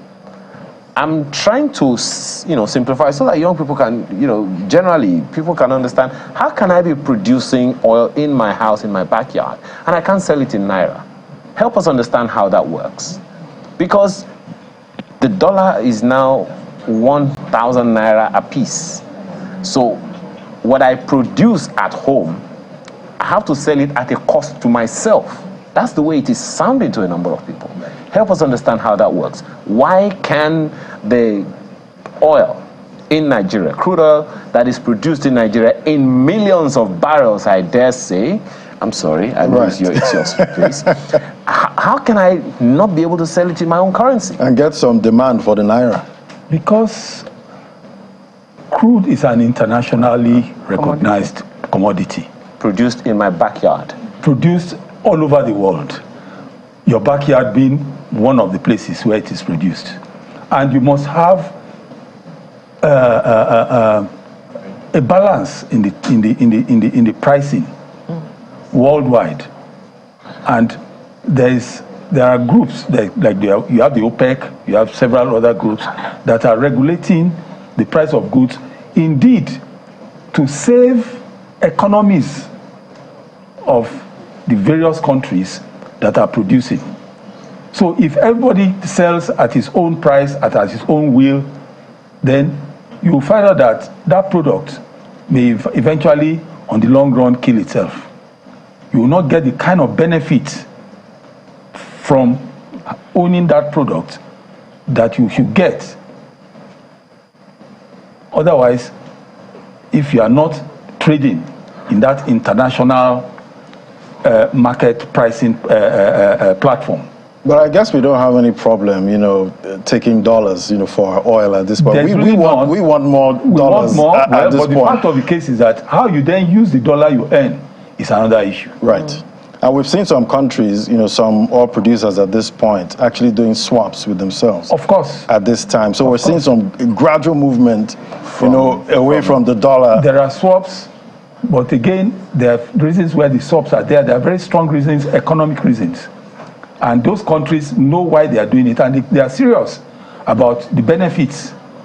But it is different from when you have a situation in our country where we have an increase in crude price and we have the savings and then it's shared. Well, it sounds to me like you're saying that the federal government themselves have some work to do. They have plenty of work to do in that space. So much, And we're still just hopeful that the new government will have a look at that and see how crude income gets used for things that are useful to the common man. And we start step by step, but we must move in the right direction. Absolutely. Right. Well, we have to thank you all for being here this morning, ladies and gentlemen.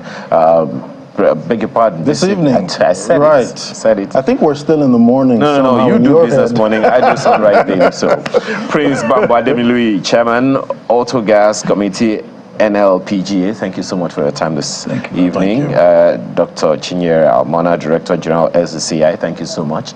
for being here this pleasure. evening. Professor Jibrin, Professor of Soil Science, joined us from our Kano studio. Thank you so much for your time. We've had also Chief George Mogalu, Managing Director, National Inland Waterways Authority. We appreciate your time this evening, as well as Mrs. Boma Alabi, Chairman, Shipping Lines Association of Nigeria. We thank you all for being here with us this evening. This program continues in a bit. To stay with us. Welcome back to our special focus on Nigeria's Independence Day. We call it Empowering Tomorrow, a new vision for Nigeria at 63. So, yes, indeed, when you speak about Nigeria's Independence Day, Empowering Tomorrow, of course, you look towards young people, lots of them amongst the studio audience, whom we hope to cross to sooner rather than later.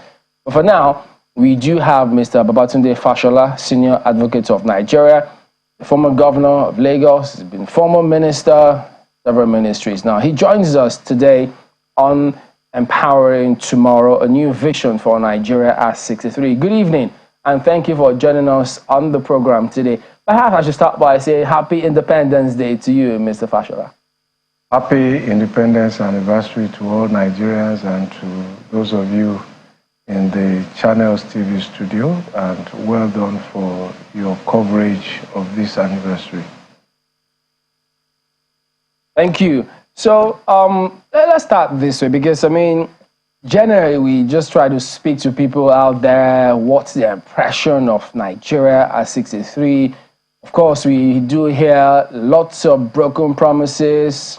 This independence comes with mixed feelings. They don't seem to be where we ought to be. But in your days growing up, the early days of the country, I mean, we always had different parents tell us I think it was a lot better, of course, because the currency was stronger, the economy was good, we had manufacturing.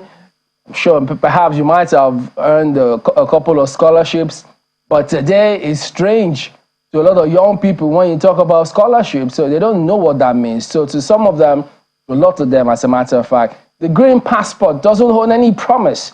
And that's why many of them just want to see greener pastures somewhere else. So start by telling us your impression about our independence, particularly our 63rd anniversary. Well, I think that all of us owe a duty, whilst we expect more from our country, and perhaps let me even say from our government, to not deprecate our country. Our country must be separated from government, and it is our right, as it is our privilege under a democratic dispensation, to ask for more. And perhaps, as you have heard in the President's independence speech, he says that he is seeing and is listening, and so are members of his team, and I believe members of state government who also are putting in their sheets at different levels. Perhaps we expect them as performers to do more. That is legitimate. And just this afternoon, I had cause to make some remarks at the Island Club, and I was talking about the fact that those who ask why we commemorate this anniversary, it is a point of many things for me, reflection, and also perhaps an inflection point. Those who understand the history of this country, how it has evolved, must understand that it is a work in progress. There was a time when we were not free. So freedom itself is something worthy of celebration, while we ask for development and a better quality of life. So those are my own thoughts. We must keep hope alive. We must continue to work at our developmental issues. We must listen to one another, and we must all understand that if we put our hands to the pump and work to build this nation, there is no force that can stop us. Okay, so if you don't mind telling us, I mean, you've been there in terms of governance, the policies. You have a fair idea of why things work the way they do. You'll have better knowledge and impression way better than those who are not in government, because now several people, we always year on year look forward to things improving better than yesterday. Well, yes, the president may have given his speech trying to rally the troops and see that he will be listening to do certain things, but you still have a lot of people who are feeling the pinch because current economic reality seems to becloud any sense of hope that several people may have. Could you tell us, why are things the way they are in this country, particularly when the president said a couple of days ago that we are, quoting him now, we are poor in leadership? Well, let me say to you, Chamberlain, in the very privileged position that you have as a broadcaster, you have an important voice. You have a role perhaps as equal to that of any elected officer to use your voice to project hope. And therefore, we must be careful never to diminish hope. That is what drives the human race. That is what drives aspiration. And I accept that there are challenges. I accept that I have been there. I have done my shift. I hope that it has been good enough. And another generation, another team will move it on from where I left it. And this is the story of the human race and the global human civilization. And it is not easy in any country today, not in any country of the world. Of course, things are relatively better in some places than in some places. But in those places where you think it is better too, they think that things have moved backwards. Cost of living is a global phenomenon. And I've been reflecting a little, and I see that one of the things that our government has done recently is to play on the global stage in a way that perhaps signifies the importance of international politics, because we are beginning to see the impact of what happens in far-flung places on our shores within a very short time in this age of globalization. The cost of diesel, for example, scarcity of food, grains, has been impacted by a war in which we have no skin in the game somewhere in Europe. But it is not only us that it has impacted the whole world.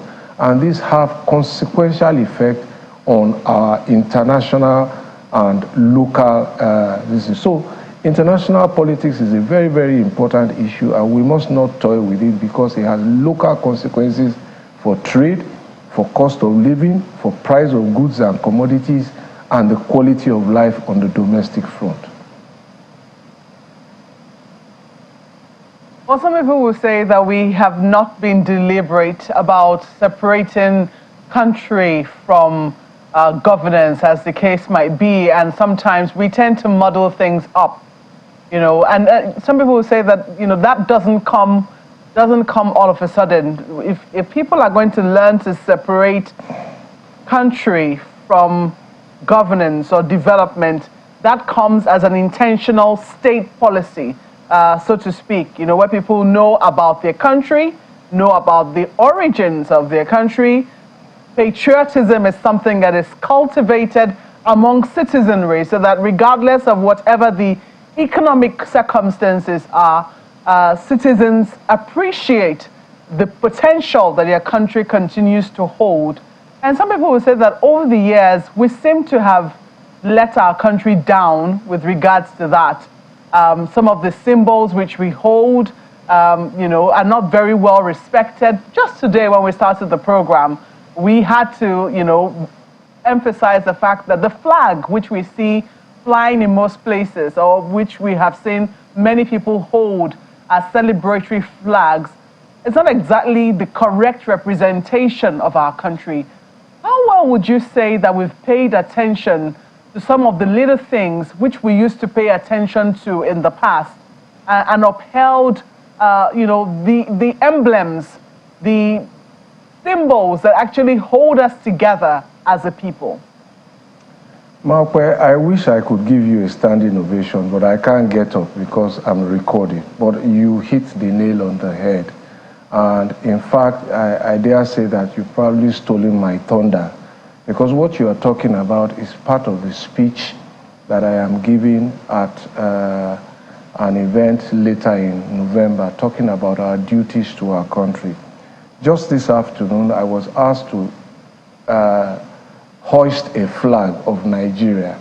By the time the flag unfolded, I saw that there was a coat of arms in the middle, and I whispered to my host that this is not the flag of Nigeria. Nigeria's flag does not have a coat of arms in the middle. It is green, white, and green. And the National Orientation Agency, which has offices in all the states of the country, produces and sells this flag. So those are some of the small things that matter that we must begin to deal with. I also think that, as you said, we must be intentional. When I was in primary school, these were the symbolisms of those Independence Day parade, Children's Day parade, and this was how we were taught. How we were taught to stand up or maintain our position whenever we heard Nigeria's national anthem being rendered. And you see today, and you shudder in your skin, what happens today, what people have been taught when the national anthem is rendered. Of course, I believe that it is a symbol of our sovereignty, and when you render it at every little event, even when the president is appearing at a social event, they sing the anthem. I have had cause to ask people not to sing the anthem for me, either as governor or as minister, because I'm not the sovereign. It's a projection of our mind. So these are, for me, the important things to talk about. And that's why I say this anniversary provides an opportunity for reflection and indeed inflection, to start to change those small but significant things, and how we speak about our country, which is another strong point you have made. I spoke to one of your colleagues once, and I said to him, do you understand how much damage you are doing to this country? And he said, oh, Mr. Fashola, you know, our duty is to sell the news, and you know bad news sells. I said, I respect that in journalism, but can't you separate the government from the country? In all those places, we've seen presidents who their people have disliked in other parts of the world, but not one of them in the criticism of their presidents or their prime minister have ever said that their country is the worst place to live in. Why are we so quick to own the most derogatory epithets and descriptions of our country? So what has happened to us? And I am making the case here, and as I will going forward, perhaps we must begin to become a nation of creed. We must find a creed around which all of us can rally. Something people have rallied around the creed of their land. They have rallied around the creed of their capacity, whether as a farming nation or a manufacturing nation or a sporting nation. We must rally around a creed other than the ethnicity of our individual nationalities. And this is where, again, I disagree with those who say Nigeria is not a nation. They are entitled to their views. My views are that Nigeria is a country of many nations. And those nationalities are built on tribe, ethnicity, language, and religion. And they represent our diversity. But can we forge a country without losing those diversities around a creed, a purpose, such as law and order, honesty, for example, and those kind of things? Safety, a place where you can be all what you want to be. Let us begin to valorize some of the small but important things that have happened in this country. This is a country where many people have risen from grass to grace, where there have been stories of nothingness to everything. As I asked somebody once, do you know any son of a king or any son of somebody who has become a governor or president? These are, most of the people who have held those offices in this country are people who have started from very humble beginnings. Those are dreams around which to valorize our nation, about a nation of enormous possibilities for everybody who wants to compete, instead of valorizing the dreams of other nations. There are so many of those such stories happening here, and perhaps this is the time to turn it around. And one would like to, play off those kinds of stories. I know that, bad news sells, yes, it is true. But we also know that people long and they yearn for good news. If there's anything we've seen on social media, or social media is telling us, the fact that, you know, when something good happens, people also want to celebrate those things. And we've seen, you know, occasions where Nigerians celebrate other Nigerians who are, you know, flying very proudly the flag of this country outside of its shores. We've seen, you know, Nigerians who are even trained outside of this country, you know, flying our flag very proudly and being celebrated back home.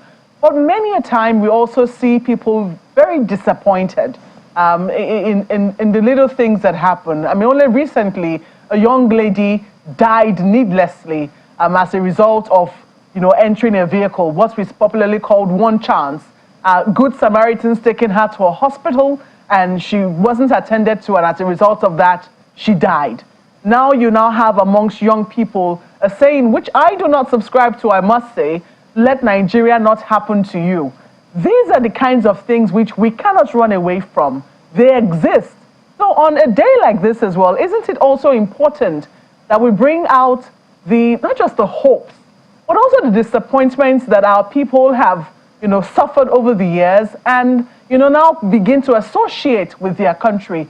How do we begin to address these disappointments that people have felt over the years as a result of some of the losses that they have experienced?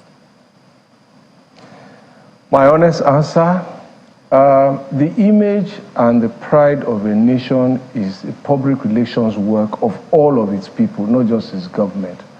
So if I came to your home now, today, and every home has its bad place that is not good publicity, you won't show me that part. You will show me your nice and tidy sitting room, and that's the impression I walk away with.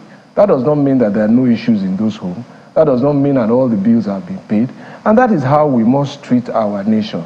So, and it is not enough to begin to valorize things that Nigerians do outside the country. And that is important ambassadorial work that those people do, and I take nothing away from it.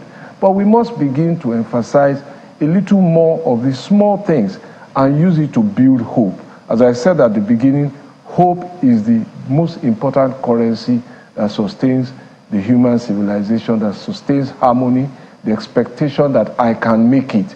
And so my advice to you, to your producers and all of you, in the same way that you probably ask people to retract certain statements that they make on your platform, those kind of statements that Nigeria should not happen to me or whatever it is, should not have any place again in our public broadcast.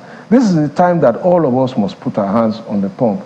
And those who want to denigrate the country, you must first ask them, do they have another country? I don't have another one.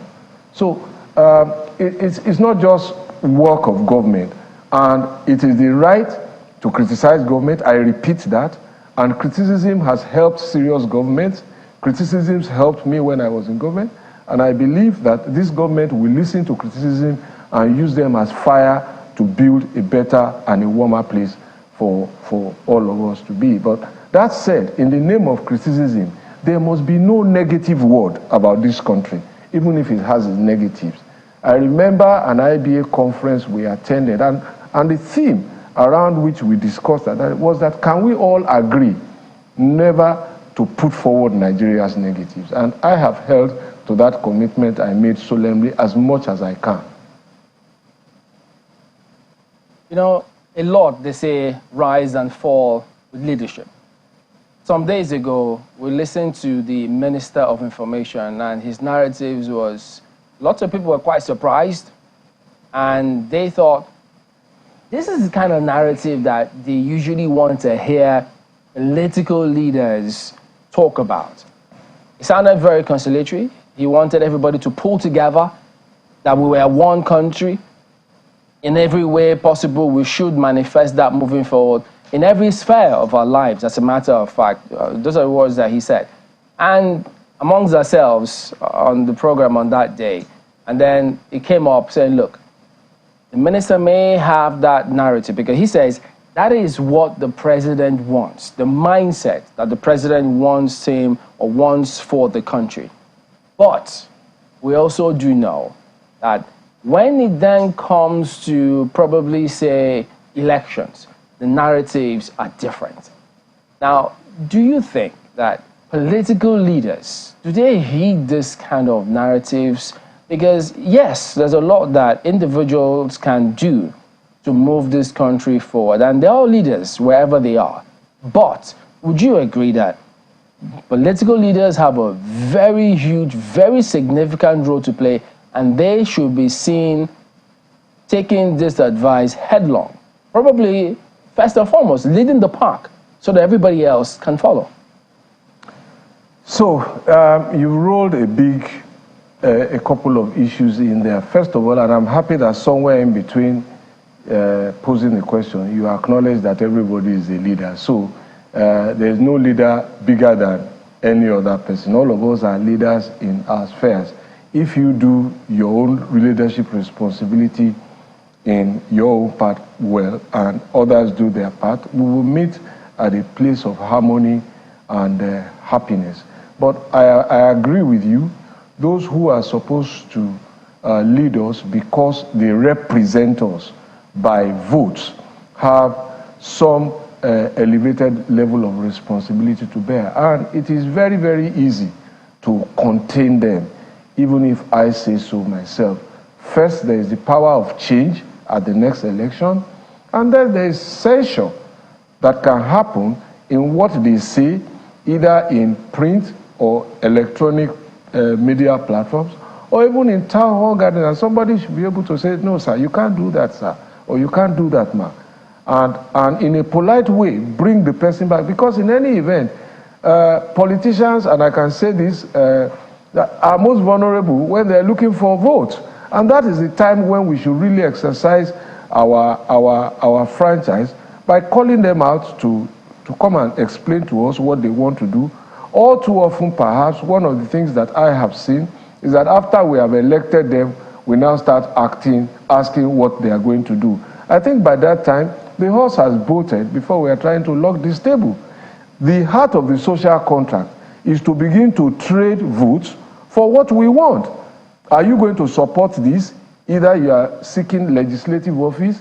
For example, I want certain rights as a woman or as a man or as a child. Are you going to vote for them? And if you don't vote for them, then if you don't subscribe to them, they don't form part of your policy proposals, then I won't vote for you. And if you deceive me and you get my vote by deception, I will wait for you at the next election. This is how it works in the best possible environment. And this is where we must elevate our politics to. So, Mr. Fashola, listening to you, I mean, even several narratives, the gap fest, several times that you've spoken about certain things about governance or leadership or how you perceive things should go in a particular way. But we also have seen, I think you made reference to that, and we haven't seen a lot of political leaders told the same line. I stand corrected on that possibly. But well, I cannot speak for everybody. I can speak for myself. As I've said in some of my public statements and writings, public service was not something I ever set out to be part of. But immediately I found myself in it. I tried very hard to look at models that have worked in different jurisdictions, and it was a continuing improvement and self-education. And that was why you saw that I was always in town hall meetings explaining to the people what I was doing. I was ready to have a debate. I was ready to explain laws. I was ready to explain positions, because I understood that there's a difference between the title and the job. And the job is public service. And so I had properly defined my job while taking the title. And perhaps there are many other examples out there that we haven't paid attention to, and not only at national level as presidents, but also at state level as governors, at senators, House of Rep members, heads of parastatals. There are many commendable examples that I have had cause to encounter. And those are some of the stories that I think that we should propagate about what we have achieved. no matter how small they are, let us valorize them and then use them as building blocks to inspire even better performance. And nothing but the best must be good enough for us. And the definition of the best must continue to improve. And so I'm not suggesting that we celebrate any modesty or mediocrity, but every little achievement must be a starting block for the next one.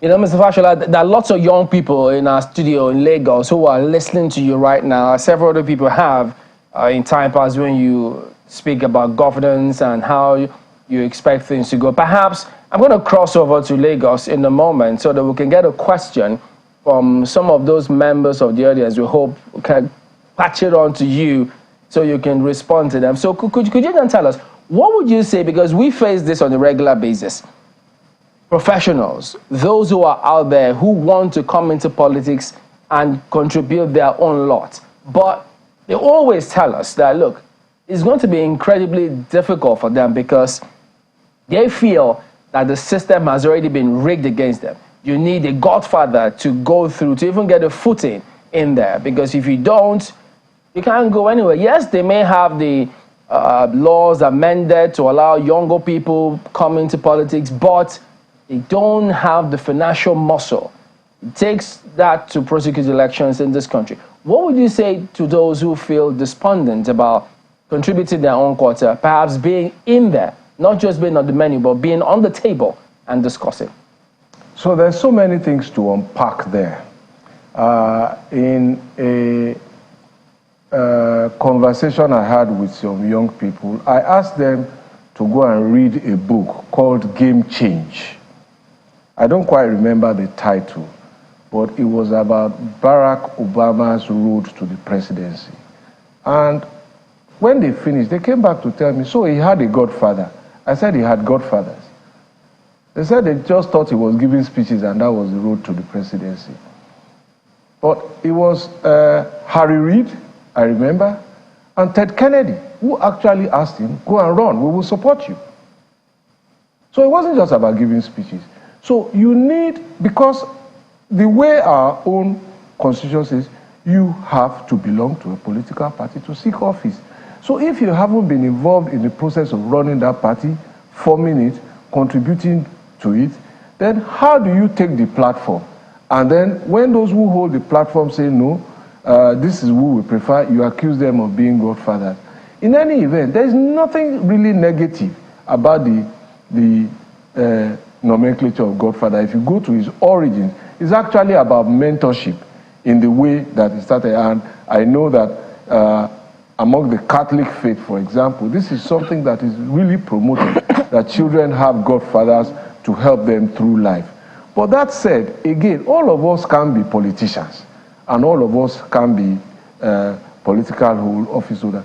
But for those who also seek to hold public office, all too often, perhaps, some of them start at a level where there is, and I'm looking for the right word here, where perhaps the place where I think government is most impactful is at the local government level.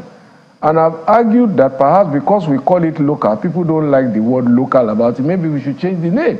But that is where healthcare, primary healthcare is resolved. That's where refuse and sanitation, that's where foundational education is dealt with.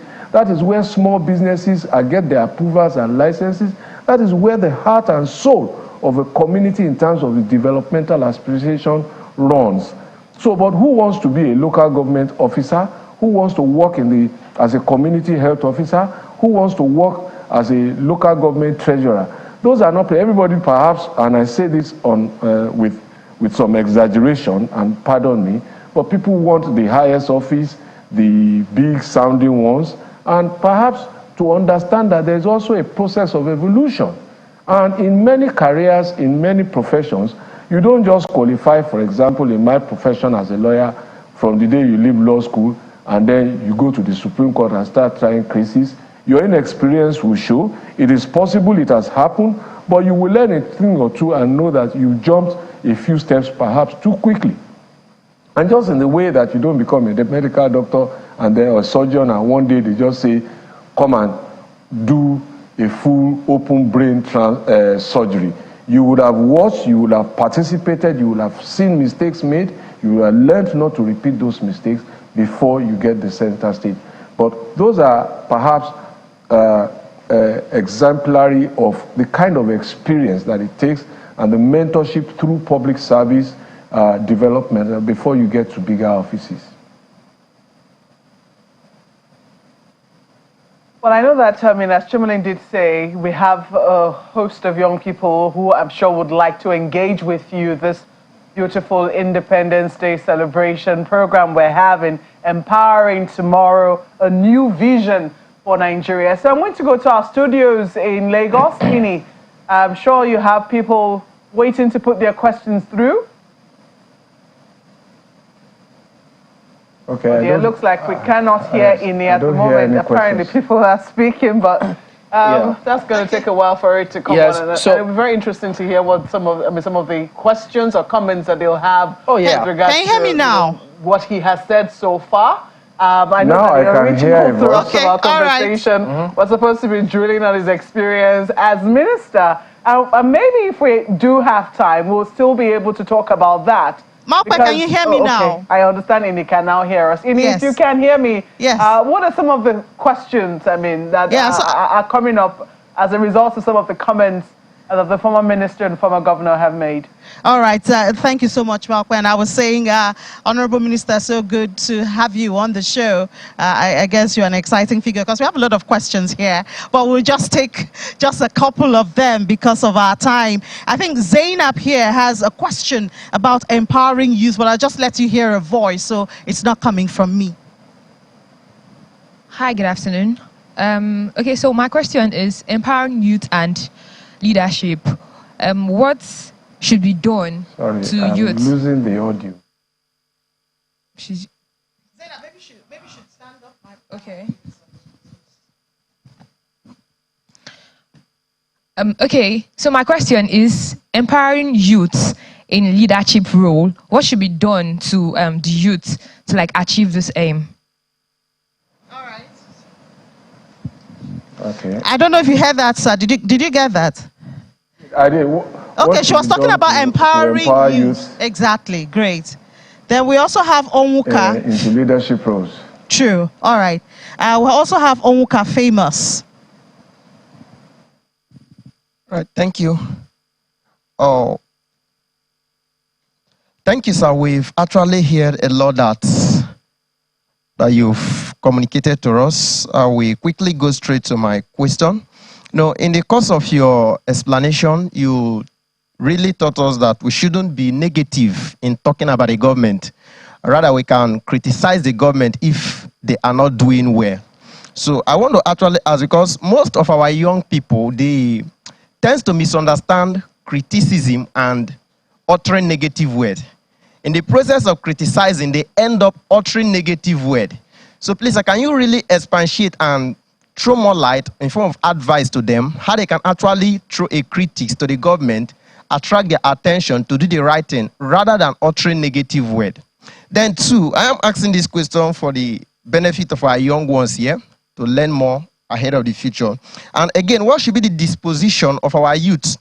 Sometimes after criticism, government doesn't respond to most of the critics. So what should be the disposition of our youth if after much criticism, their government, not giving a listening ear? What should be their disposition, sir? Thank you very much. All right. Okay, that's a very, very important point. If I can respond to that. All right, sir. Go ahead. I think for those who are, I'm getting some echo now, but I'll continue. I think for those who have experienced only our democratic experience, you are very lucky. There was a time when you were not allowed to even criticize government in Nigeria during the military. It had consequences. You could just disappear in some extreme cases. And even journalists have been imprisoned, even for writing the truth in this country. So you are the inheritors of a great legacy of freedom that comes with that democracy. So, and I didn't say that you couldn't criticize government. What I'm saying is that you could not denigrate your country in the process of criticizing government. So if an example might suffice, I can say that I don't like my government. My government is bad. But I should not say that my country is bad if an example was necessary. And now, in terms of how government works, yes, when you criticize and government has taken feedback, government works with the bureaucracy of civil service. So it is not as quick. The responses are not necessarily as quick as you would expect. And that is why it is important for government to then continue to show first that we have heard you and to periodically explain, for example, what is going on. So if an example was necessary, let us look at the Lagos-Ibadan Expressway. And we were trying to construct that road for the period of my service as Minister of Works. Out of 127 kilometers, we completed 114. But the very, very difficult part, the Lagos end, had what you call black cotton soil, which we had to remove. There were delays, but at periodic times, we kept coming to explain what was going on. The dates for completion was shifting, and we tried to explain. Of course, there is no perfect communication, and I take responsibility for that. But 2 days ago, I got a text from somebody who said, oh, thankfully, I can now drive to Ibadan in 1 hour. I am in Ife now. It took me 1 hour. So government response is not always as quick because of the processes they follow, as distinct from the way private sector works. And perhaps it provides an opportunity to also reflect on whether to imbibe some of the private sector speed and sanctioning and remuneration, if you like, in the public service to make it better. So, and I've encouraged a lot of young people, if the public sector is not working for you as you expect it to, then something is wrong. It means that you must go in there and go and show that it can be better. How many people want to work in the public sector, except, of course, as politicians and title holders? That's another conversation. To the first question about what can be done to help young people in leadership, I think the very best thing you can ever have is first a solid and sound education. And for those who have a political dream, let me say that politics for me, and I think for many people, is not a profession, it's a vocation, it's a calling to serve. So you can't be there forever. And therefore, you must have another address, you must have a job that you are doing, you must do that job well. If you're a professional, you must operate at the highest professional levels. Ethics and values matter in the way that people play politics, and those are the foundations for proper leadership. And in that sense, you do not get caught up in the trappings, and the leadership is a lonely place, and it also confers power that history has shown can be abused, and therefore it is the restraint in the exercise of leadership, your big authority, rather than for the development and service of your people, that is really the heart of the matter. Once you start exercising the benefits for the powers for yourself, then you really lost the job. That's the much we can take right here. Thank you so much for your answers. And I'm sure the youth here are happy to have been able to express themselves. Hello, can you hear me? I can hear you. Can you hear me? Yes, I can now. Okay, so I was just appreciating your answers to the youth. I'm sure, unfortunately, we can't take more questions because of the time, but I'm sure the youth here, I mean, are you happy that you were able to ask those questions? If you are, can I hear a round of applause, please?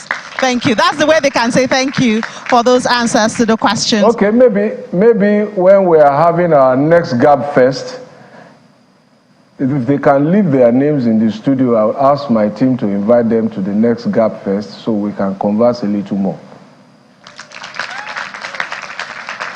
There you are. You can hear that. There you are, Mr. Fashola. You just made their independence. I'm sure they always remember the celebration of the 63rd independence in Nigeria. But thank you for your time once again. And I'm sure their names are already with us. I'm sure a lot of them will want to be there. But I'll hand over now to Abuja. Mokpe and Chamberlain, back to you.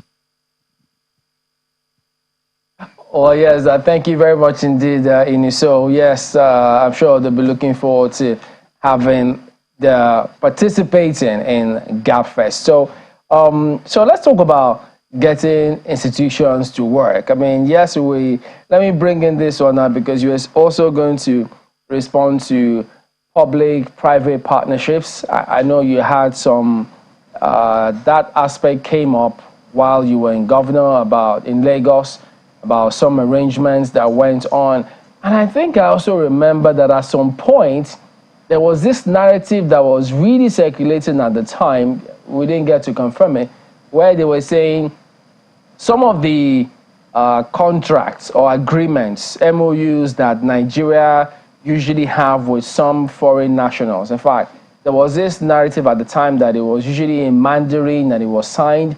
And at some point, they thought the Nigerian end didn't go through properly of some documents that we just signed it. So perhaps you just tell us about what is it with public-private partnership in this country?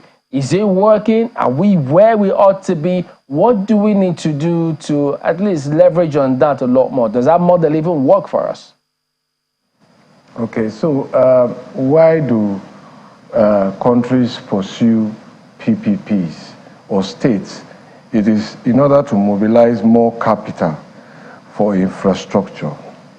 Infrastructure is defining for our quality of life, whether it is education, whether it is agri, whether it is healthcare, whether it's transportation, whether it is whatever you want to do, infrastructure is defining for it. So the more infrastructure a community, a state, a country acquires, the better the quality of life. And you will see that perhaps some of our citizens who have opted to emigrate are probably driven and impacted by the quality of life, and that is the infrastructure. So what governments have done over the years is to mobilize private capital, and that is where the idea of 3 Ps came in, public-private partnership. But there was an erroneous understanding, perhaps in our space, and this is something I'm also writing a book about, that, PPPs was like a silver bullet. Government should just hand everything to the private sector and it will work. Perhaps if you interrogate our economy today, most of our economies were privatized in the aftermath of the structural adjustment programs, and we still think that there's a lot of improvement. So Channels TV is now private. This was a space where only government used to play many years ago. Print media, now private. Banking, private. Government has really let go of many things, aviation and all of that.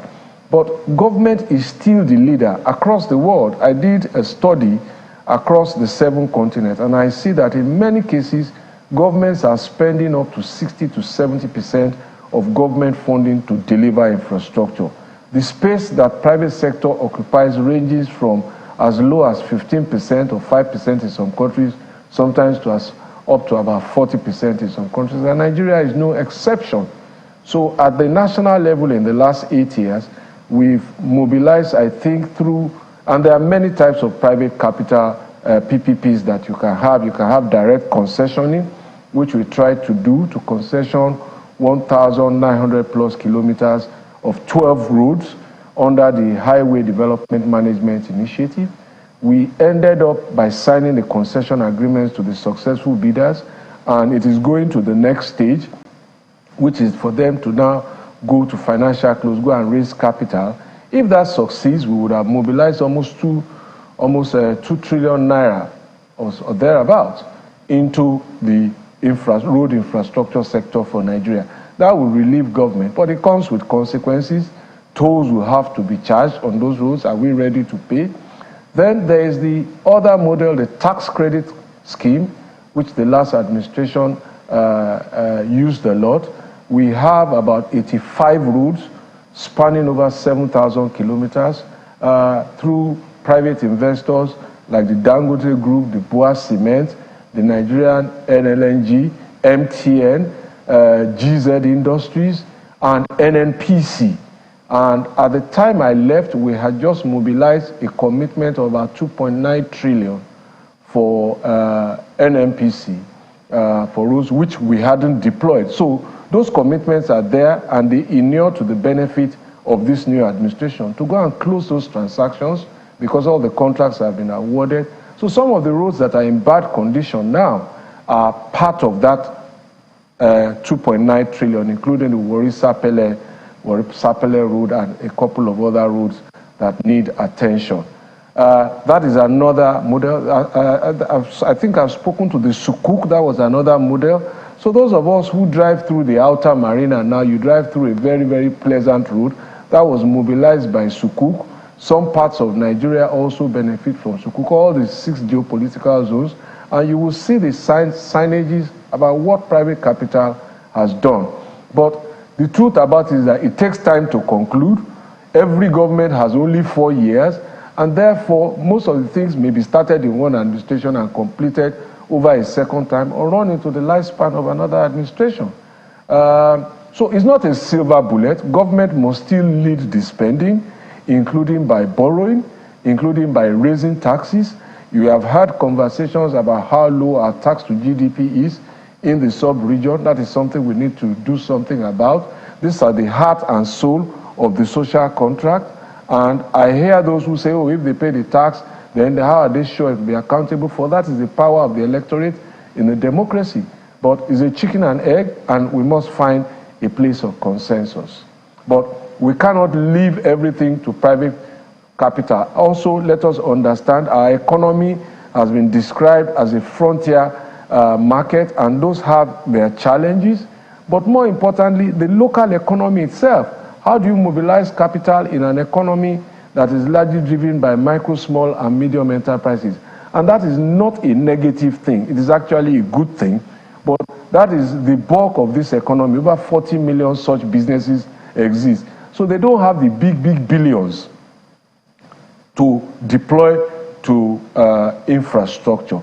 And let us also look at our financial system. How much is the long-term capital that our banking and financial sector can lend to infrastructure funding? Because infrastructure funding is long-term assets, and there's a mismatch using short-term funds to deal with it. The last I knew, and I might be wrong, things may have improved, a gas plant project, infrastructure, I think they raised about 7 or 10 year money. That is movement and progress from when there was only 5-year money in this economy. Ultimately, I'm sure we will get to 15, 20, 25-year money, and we will begin to see more private sector capital mobilization to infrastructure. The Lagos State government, as you know, is trying to build the 4th mainland bridge. The big hobbling point has been how to mobilize that private capital into it.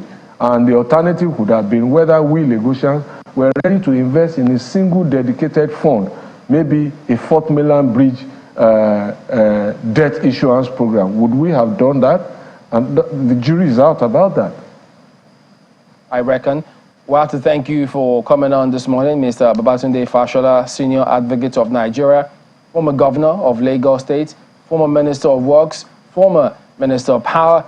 Oh dear, we're out of time. I wanted to ask you about the FDAs and what we saw with the civil service some weeks ago, but gosh, we just can't. But we'll find time some other time in the future. Thank you for coming on today, and happy Independence Day to you.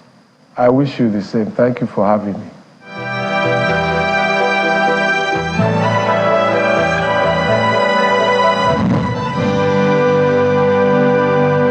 Thank you so much for staying with us for this special program, Empowering Tomorrow, all about the 63rd independence anniversary of Nigeria.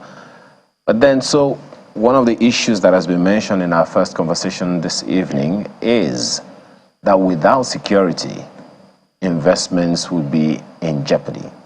And a number of other conversations around that. But to give us a background into that conversation, let's welcome Amarachi Ubani. It's been 5 months into this administration, and we're beginning to get a sense of where Nigeria's foreign policy is headed. That is regaining confidence of the international community, especially the foreign direct investments back into the country. The president has attended at least 2 major global events, the G20 summit in India and the United Nations General Assembly in New York. It's clear to see where his major interests lie. He's been wooing foreign investors back into the country, assuring them Nigeria is ready for business. Next, a question: how the country can retrieve the confidence of these investors when major industry players have packed up and left. For instance, in early August this year, pharmaceutical giant GlaxoSmithKline, having spent 51 years in the country, announced it would be ceasing operations in Nigeria due to fluctuating profits over the past 5 years. The current administration had nothing to do with this, but it bears responsibility to hedge the consequences. In the last 5 years, however, nearly 10 major companies have announced their exits from Nigeria, and they cut across all sectors. These are just a few. From hotels to hospitality to departmental stores, clothing companies, even in the oil sector. And this is due to fluctuations in profits, due to the inability to repatriate their profits in dollars, which have seen steadily rise in the last 5 years. It's affected the aviation industry and in turn affected diplomacy with certain countries known to receive a large number of Nigerians for businesses or for pleasure.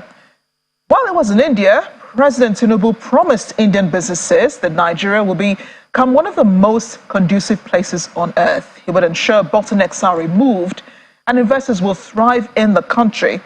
He made an almost similar promise at the UNGA in September, only this time he highlighted what he had done since coming into power, majorly the removal of fuel subsidy considered costly and corrupt. He also highlighted that it was not enough for Nigeria to be open for business, but that the question was how much of the world was open to doing business in Nigeria. One analyst once told me it is the president's job to sell Nigeria, make it attractive to investors. But it's clear investors need to have a conducive environment devoid of threats to invest in. That threat is security, which has been a big issue for years. While insurgency has been greatly decimated in the northeast and northwest, kidnappings and banditry have been on the rise. Nigeria's security architecture is begging for serious reforms and a steady and consistent counteroffensive against these factors. The International Center for Investigative Reporting quotes the Nigeria Security Tracker saying that 19,366 Nigerians have been kidnapped in 2,694 kidnapping instances over the last 10 years. And we all know someone who's been kidnapped in the last 5 years. Perhaps regional security was what the president was trying to secure when he commented on ECOWAS, as ECOWAS chair, on the coup in Niger, which shares coast borders with 6 Nigerian states. Just as a refresher, on July 26, the Nigerian Presidential Guard detained President Mohamed Bazoum, and Presidential Guard Commander General Abdurrahman Chiani declared himself leader of the new military junta. President Tinubu insisted on the return of democracy and the restoration of Mohamed Bazoum as president, exploring all means necessary, including the use of force. This put the Niger junta on edge and even triggered feelings of solidarity in fellow junta-led countries, Burkina Faso and Mali, to declare support for the Niger junta if this ever occurred. Right now, ECOWAS leaders are still exploring diplomacy with the junta, but here was the concern, of course. If ECOWAS needed a standby force, Nigeria will be expected to produce many of the soldiers, many of whom have been fighting insurgency in the north for years now.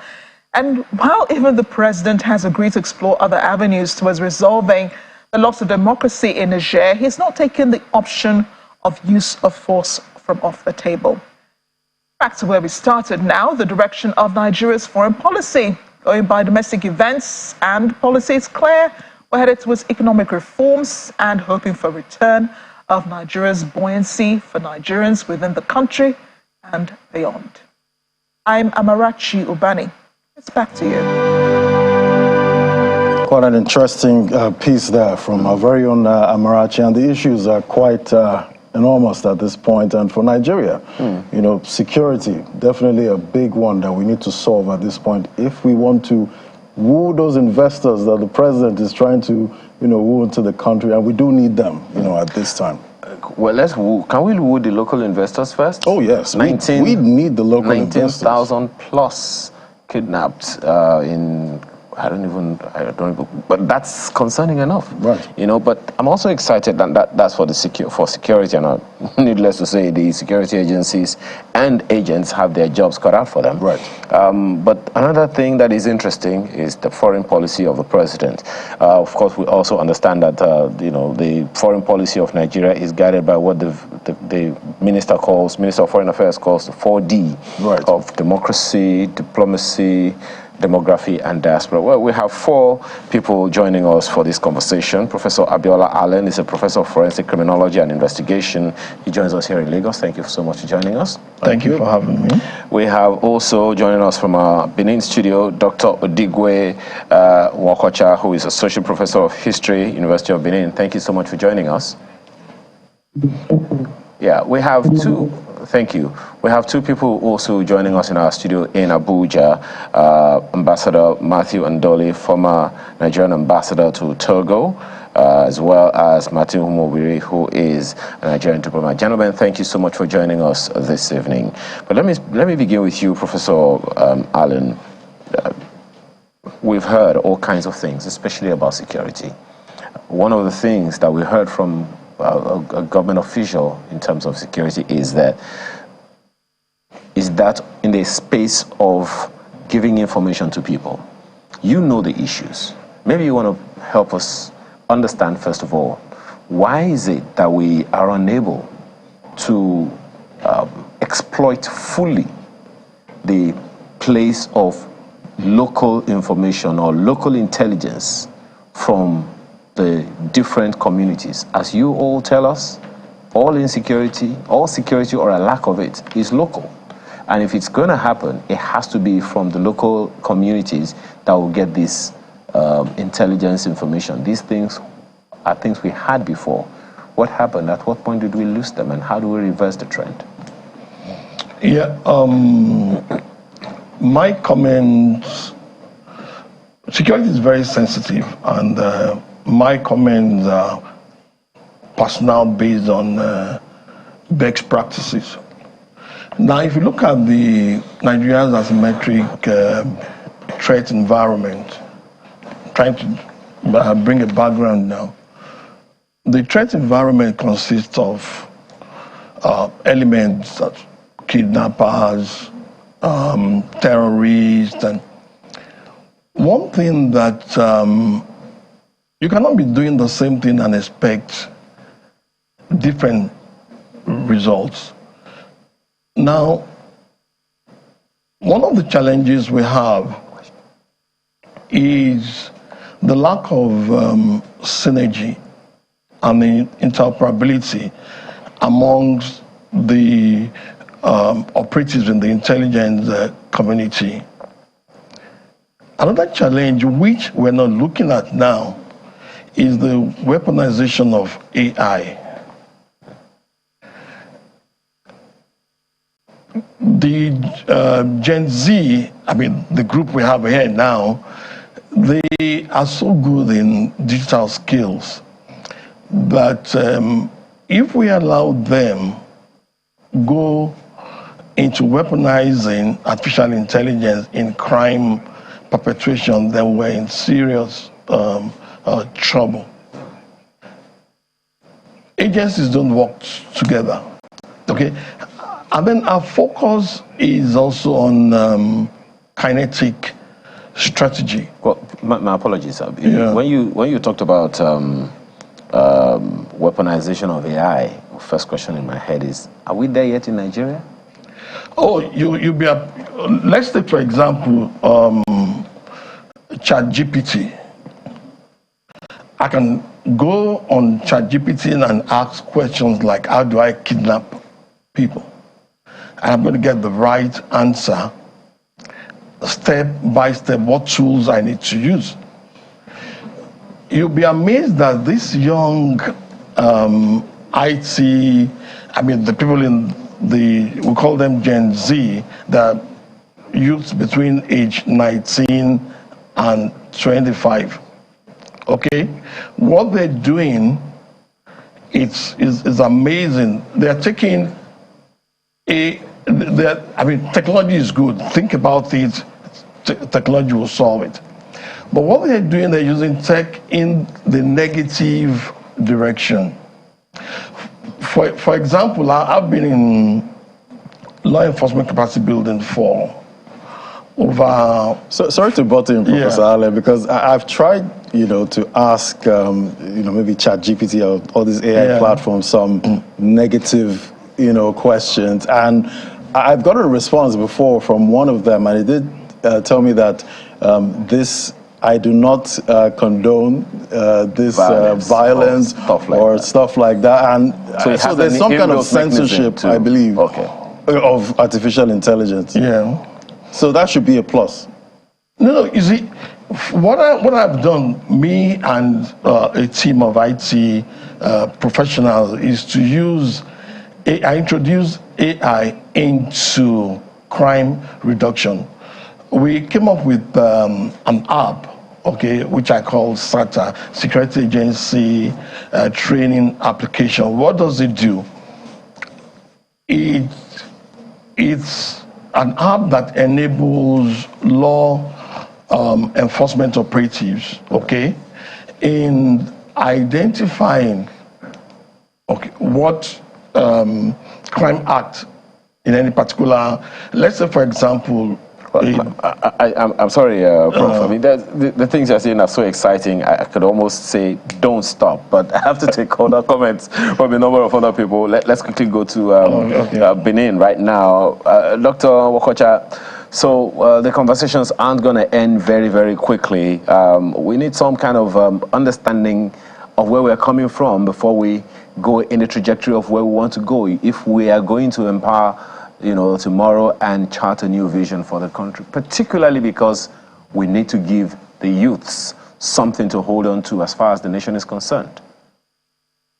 Yeah, well, the issue is that our young people need to be empowered, like you said, and the future belongs to them.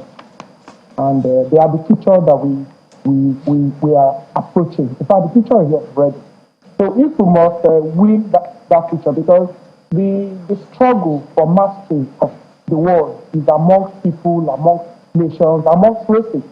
I want to understand that Nigeria represents a key point and a very powerful thing when we talk about the black race. Then you must understand that Nigeria owes a duty to the black race and to the world at large to make sure that our youth don't lose out when you're talking about the next thing. For me, I just think that we should empower youth, we should educate them properly as we speak, coming from the educational sector. The kind of education I received as a child has, to me, disappeared. It's no longer there.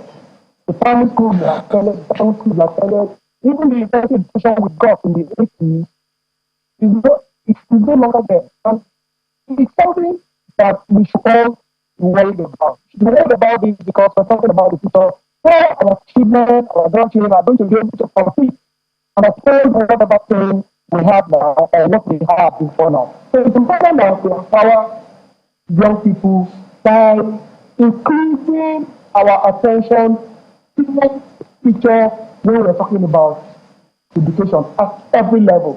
And I find that very exciting, Dr. Wokocha, when you talk about education, because I was going to ask you whether or not the academic education that we dispense to the young is enough for them today and can take them into the future. But we'll get more into that conversation. Let's quickly go to Abuja. My colleagues also have a couple of guests there. Gemily? Yes, indeed, Ayo. Thank you very much. We've got two gentlemen joining us here in the studios. We've got Major General Augustine Agundu. He's retired now. He's a former commander, Operation Safe Haven, and also former special advisor to the governor of Plateau State, former governor of Plateau State, Mr. Lalong.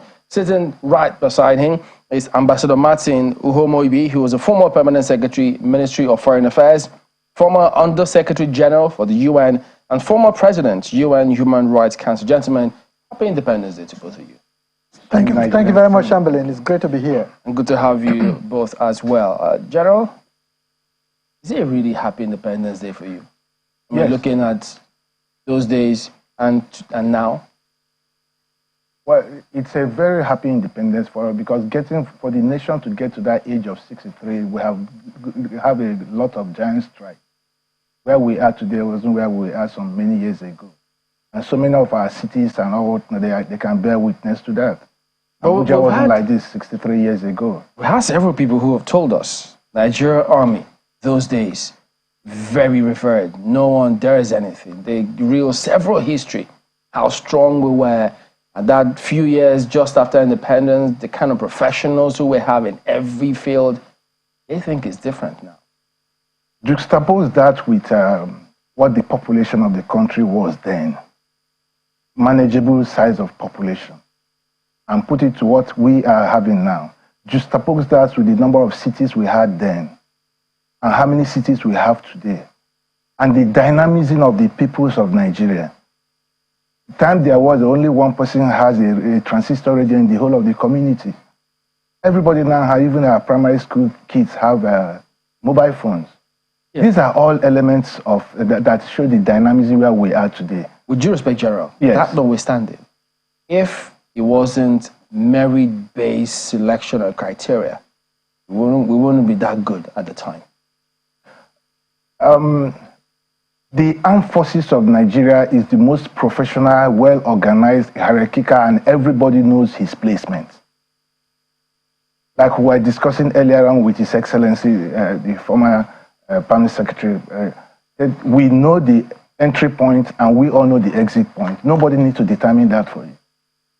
And we have our own various levels of professional growth, career growth.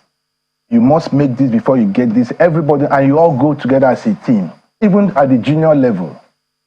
So the military, the armed forces of Nigeria has grown tremendously from what we might think of about the archaic ways of operational. Is that you being patriotic or realistic? I'm being realistic because that is my field. That's what I've done throughout my life. I know the terrain. I know the job. I know the people. I know what constitutes a formidable force. And we are this stride is actually on the high side. Okay, Ambassador, is independence. I mean, we can talk about all of these things in the same breath. Sure. And I know some people remind us recent history, even in West Africa. They say, look, those days, even in Africa and beyond, how Obasanjo years not too long ago, how they thought that internationally that we were revered. We took our place rightfully in the Committee of Nations, and they thought that we're going to build on all of those compared with where we're coming from. But now, they also think that a lot has gone wrong and we're not as strong, perhaps that's what we used to be.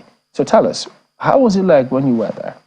This is a very important question, and I'm very privileged to be here. And I'm a professor of history, international relations, in addition to being a former practitioner of diplomacy. So I will look at it from a historical perspective. Nigeria is not static. So no society is static. It's an evolutionary history that we have.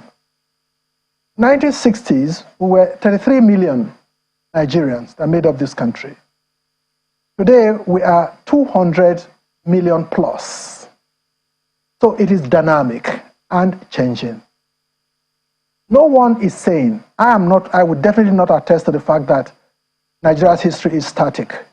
It is growing and growing and growing. What is important for me as a Nigerian is that we have to be both patriotic but also realistic. It is possible to have those two perspectives in looking at Nigeria's history. I have talked about the affirmative critics and the pathological critics. There are people who only see what does not exist in Nigeria. They don't see what exists in Nigeria.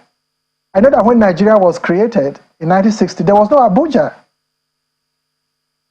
There was Lagos, as indeed all other colonial places. But we have created Abuja as a center of unity. And that is historic in the continent. I don't know of many countries that have moved away from where they were and have relocated to a central position. So the glass is half full for you. To harness everybody and make everybody feel at home in Nigeria. Today in Nigeria, by UNESCO statistics, we have about 70% literacy rate. 70% literacy rate in Nigeria. 70, that's a lot. 67, 70. UNESCO statistics. That is bigger. If you put that, juxtapose that with 210 million people. That's bigger than the population of Germany. And Germany is the most populous country in the whole of Europe. 1960, there was only one university college, reluctantly established in 1948 in Ibadan, after over 100 years of colonial rule. Today in Nigeria, we have more than 265 universities in Nigeria. So I am not a pathological person. I like to look at the other side of it, much as I recognize the challenges that we are facing as a country and the need for us to wake up and deal with those challenges. There is no one who has no role to play in this whole process. But there are many people who just specialize in criticisms. But if you put them there, they will do nothing even better than those who are there. So leadership cuts across all strata of society. Leadership in the home, leadership in the classroom, leadership in your office, leadership in the villa. What are we doing in our respective positions to ensure that we put our best foot forward? So I think I really celebrate today for Nigeria. Nigeria is perhaps the only country that I know of as a historian, fabricated by an alien power, with such complexity and complicatedness, 276 ethnic nationalities, 500 languages, as distinct as Chinese is from Russian, spoken in this one space, and has endured and stayed together for that period of time. Give me another example. I don't find any. Because we are, our DNA, the Nigerian DNA, which I like to talk about, we are the center of most of the ancient African empires and kingdoms were what was put together in 1914 to make Nigeria. Oyo Empire, Benin Empire, Kanem Bonum Empire. And people who live in empires, who are at the seat of power, are contented people. They are dialoguing people. They are peaceful people. They are caring people. They are sharing people. And that's what Nigeria is. That's why, in spite of all the terrible predictions that have been made about Nigeria's disintegration, it has never happened. And we are peace-loving people. Well, Ambassador, Professor, yes, I mean, I could go on listening to you, trust me, and I'm sure that we want to be fed this optimism and told a lot more about this great land. But I think what would have been most ideal would be to explore it. A lot of people didn't come to Abuja. Maybe they paid a visit here. They're like, why can't I live here? It was as a result of being able to travel. People who move up north, I mean, are stupefied, especially if they're from the south, at the beauty, the sheer beauty of this country. But nowadays, people can only explore on social media. They cannot, take the risk because of the security problems that we're currently facing in this country. You listen to our correspondent, Amarachi Ubani, saying that, well, we're in dire straits right now. The economy is struggling. That's putting it very mildly. And the president has a huge task on his hand to sell this country to, foreigners who he wants their money to come into the country. But security, too, continues to remain a challenge. From what you've seen so far, and I want you to quickly comment on this before I come to security, would you say that the steps the president has taken with regards to his foreign diplomacy, foreign policy, so to speak, the representations he's made at UNGA, the representations he made in India, is it powerful enough to convince those whom we are trying to attract in this country, into this country to come in? I think they are really powerful. He is the #1 diplomat in the country as the president. That is his role. And I don't remember in recent times, perhaps, without being too specific, a president going to another country and marketing that country in the way that vigorously and with the body language very clear. It wasn't playing to the gallery. It was actually marketing Nigeria. And we need that very badly at this time. And when you see a president who on whose desk everything comes to a stop, sell his country with the same passion and commitment, you can hold him accountable if he defaults. And that's what investors need now. We need confidence, we need trust. And I think that was very amply demonstrated in India and in New York, in a way that we have not seen much of it, that in recent history. So I applaud that. But that needs to be followed up by the foot soldiers, the ambassadors, the diplomats, and there has to be real early concretization of those promises that were made.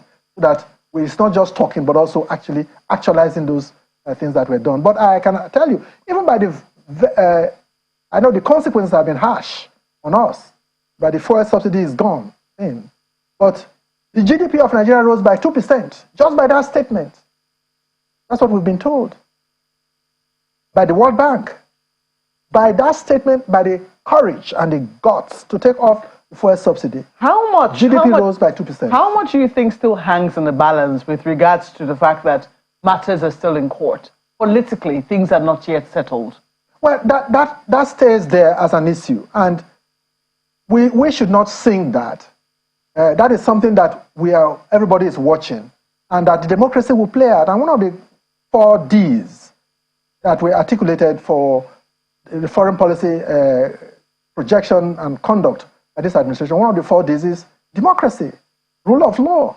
So it is hoped that the court will eventually resolve that, and that whatever the court says will be binding on everyone, and we are lucky to have a democracy. Democracy is perhaps the most transparent and open form of government, which gives trust to investors. It's when those democratic rules are violated with impunity that business people or investors are not attracted to that particular place. Okay, so General, I mean, just today we heard the very awful news, and it's a constituency that you know very well. Another, how many people have been killed in Plateau State? I think 8 people, we understand, lost their lives in the particular local government. These are the kinds of news that investors hear, and they want to run away. Even local investors are willing to put their monies in these areas that are supposed to be highly productive, places that have huge potential. What will you say to those who are still very unhappy about the security situation in our country? Security is always an evolving situation. And the central issue is, let's even leave the security aspect of it and look at who we are as Nigerians. How patriotic enough are we to pronounce that we are Nigerians? People are losing confidence in themselves. People are losing confidence. We tend to delve on those 3 issues more than even what our situations are. And if you look at the security, and I've always heard the position that the worst type of insecurity is the ones orchestrated, induced, and perpetrated by our own people. It becomes, because they are living with you, they are our sons, they are our husbands, they are our fathers, and they are the ones perpetrated and also sponsored by another few group of persons for their own inordinate ambition. We know these things. So the level of what I will be expecting for us to do in this country going forward is that we should weigh our level of patriotic zeal. Do we believe in ourselves? Do we believe in who we are and where are we coming from? Who put us in this carnage? So, because for the security operatives and from the armed forces to other security agencies, they exactly know what to do. But when it becomes so overwhelming, and again, the size of the population is really hard not to crack and to meet up the security balancing that we so require. So we will subscribe that we should be able to live as one nation under the same umbrella that we have been, that we were conceived, and so that we see where we can take this country to the next level. Now, the insecurity scaring the investors is not as grievous as the way the privileged members of the elite propagate this. So it is actually the elite that are driving away investors, not the insecurity. Every country has its own share of a level of insecurity. So ours cannot be an exception. It's part of human nature. We'll always be at conflict with ourselves. It's part of human philosophy. But the point is, do we have the capacity to resolve it? Go from the armed forces side of it, we have the capacity, we have the knowledge, we have the wherewithal. But we also need the other side of the divide to also help to make sure that you assist us in driving this process, so that we can encourage the so-called foreign investors to come in. Well, gentlemen, we are going to revisit this matter as soon as both of you are available, because fortunately we'll have to anchor at this point in time. But I know it looks as if we're just scratching the surface, but we will revisit this matter. Prof, good to have you on, and I mean, many want to benefit from a huge dose of those optimism. It's good to have him again. I mean, it's a very rare appearance. That's why we say as soon as you're available, because it will be immensely important that we have this Independence Week as a matter of fact, because it will be huge for the country to Nigeria is a blessed space. Our crime here is ingratitude. That's right. For whom we have, for what we have, and lack of genuine appreciation for the Nigerian person. The Nigerian is one of the best human beings that I know on earth. Frankly speaking, and I can speak in that, I can speak from experience. I'm not speaking sentimentally. I'm telling you something that I know empirically. Okay. So I think I consider that's the tip of the iceberg of what to expect from Prof the next time he's here, because we will bring him back. That's Ambassador Martin Homoibi, former Permanent Secretary, Ministry of Foreign Affairs, former Under-Secretary General for the UN, and former President, UN Human Rights Council. We have also had retired Major General Augustine Agundu, former Commander, Operation Safe Haven, former Special Advisor to the former Governor of Plateau State, Mr. Lalon. Gentlemen, thank you both for coming on today. Thank you for having us. It's a pleasure. Yeah. Let's go to Lagos. Very interesting. Very interesting take. And I feel quite inspired right now from the comments there. Almost provoked. But Prof, I mean, yes. Again, as Chamberlain has said, this is a conversation that is, let's just say we're just starting the conversation. But before the next time we engage you, what are the things that people must take home from the audience in the studio here must take home, and those who are at home must take around everywhere they go as far as insecurity is concerned in 45 seconds? Yeah, let the truth be told. 20 years ago, I asked myself a question. How do I, as a forensic criminologist, how do I reduce crime in Nigeria? And I was asking myself, how do I tackle chronic problems like kidnapping? How do I analyze crime and criminal behavior? And for 20 years, I came up with a strategy, a policing strategy that I called Inclupol. Inclupol is an intentional policing strategy that, believe me, will solve the problem of insecurity in Nigeria today. And even right now is AI enabled. Okay? What does Inclupol mean? Full name is Inclusive Policing, beyond community policing. Inclupol does not reinvent the wheel. What I did was to look at about 8 existing policing strategies based on best practices. And I said to myself, there's no single size of shoe that fits all legs. So you have in a geographic place. For example, if you say community policing in Northeast, you are wasting your time. Because community policing has to do with the police working with the community. Nobody's going to come to you in Northeast and say, I want to work with you. All right. Kidnapping in Northeast, I would rather use a problem-based policing. So Inclupol looked at 8 policing strategies. Okay, and then I characterize all known criminal acts into 5 areas. Prof, yes. I think you want to start a symposium right now. No. Here's what I'm saying, because it's a very robust conversation you're starting. Yeah. And I've never heard, has anyone heard inclusive policing before? I never heard it before. So you can't give us this kind of lecture in 45 seconds. No. It's not going to happen. Okay, great. So no, just let me summarize it. Prof. Yeah. What we're going to do is have you over again. Right. And they are all going to be at GapFest, so we're going to make sure that they listen to you one way or the other.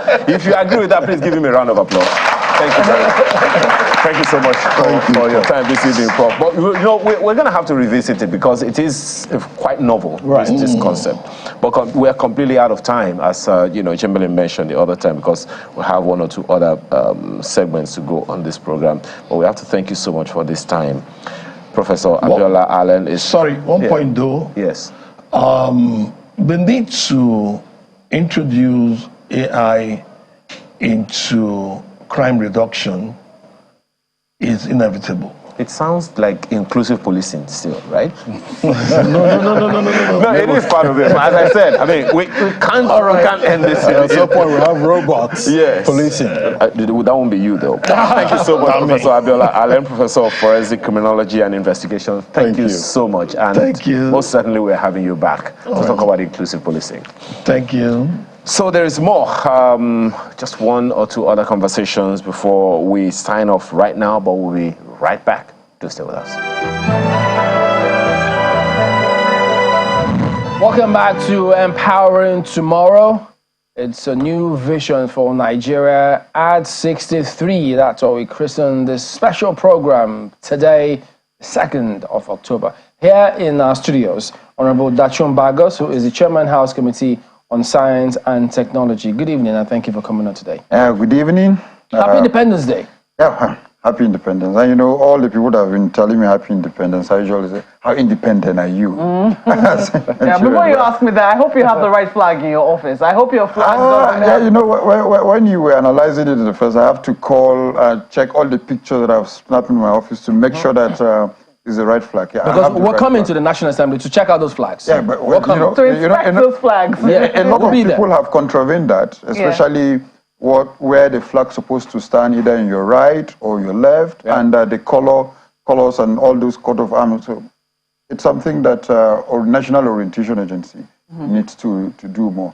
And not just about the flag. You know, the flag speaks about patriotism. Indeed. So when you are so patriotic and concerned about something, you know the importance of it. I remember those days that TV, you have those color bars, and it starts with national anthem. Yeah. And when it starts the national anthem, we're in the parlor, and our father will be there, and you dare be sitting down when national anthem is being played on the TV.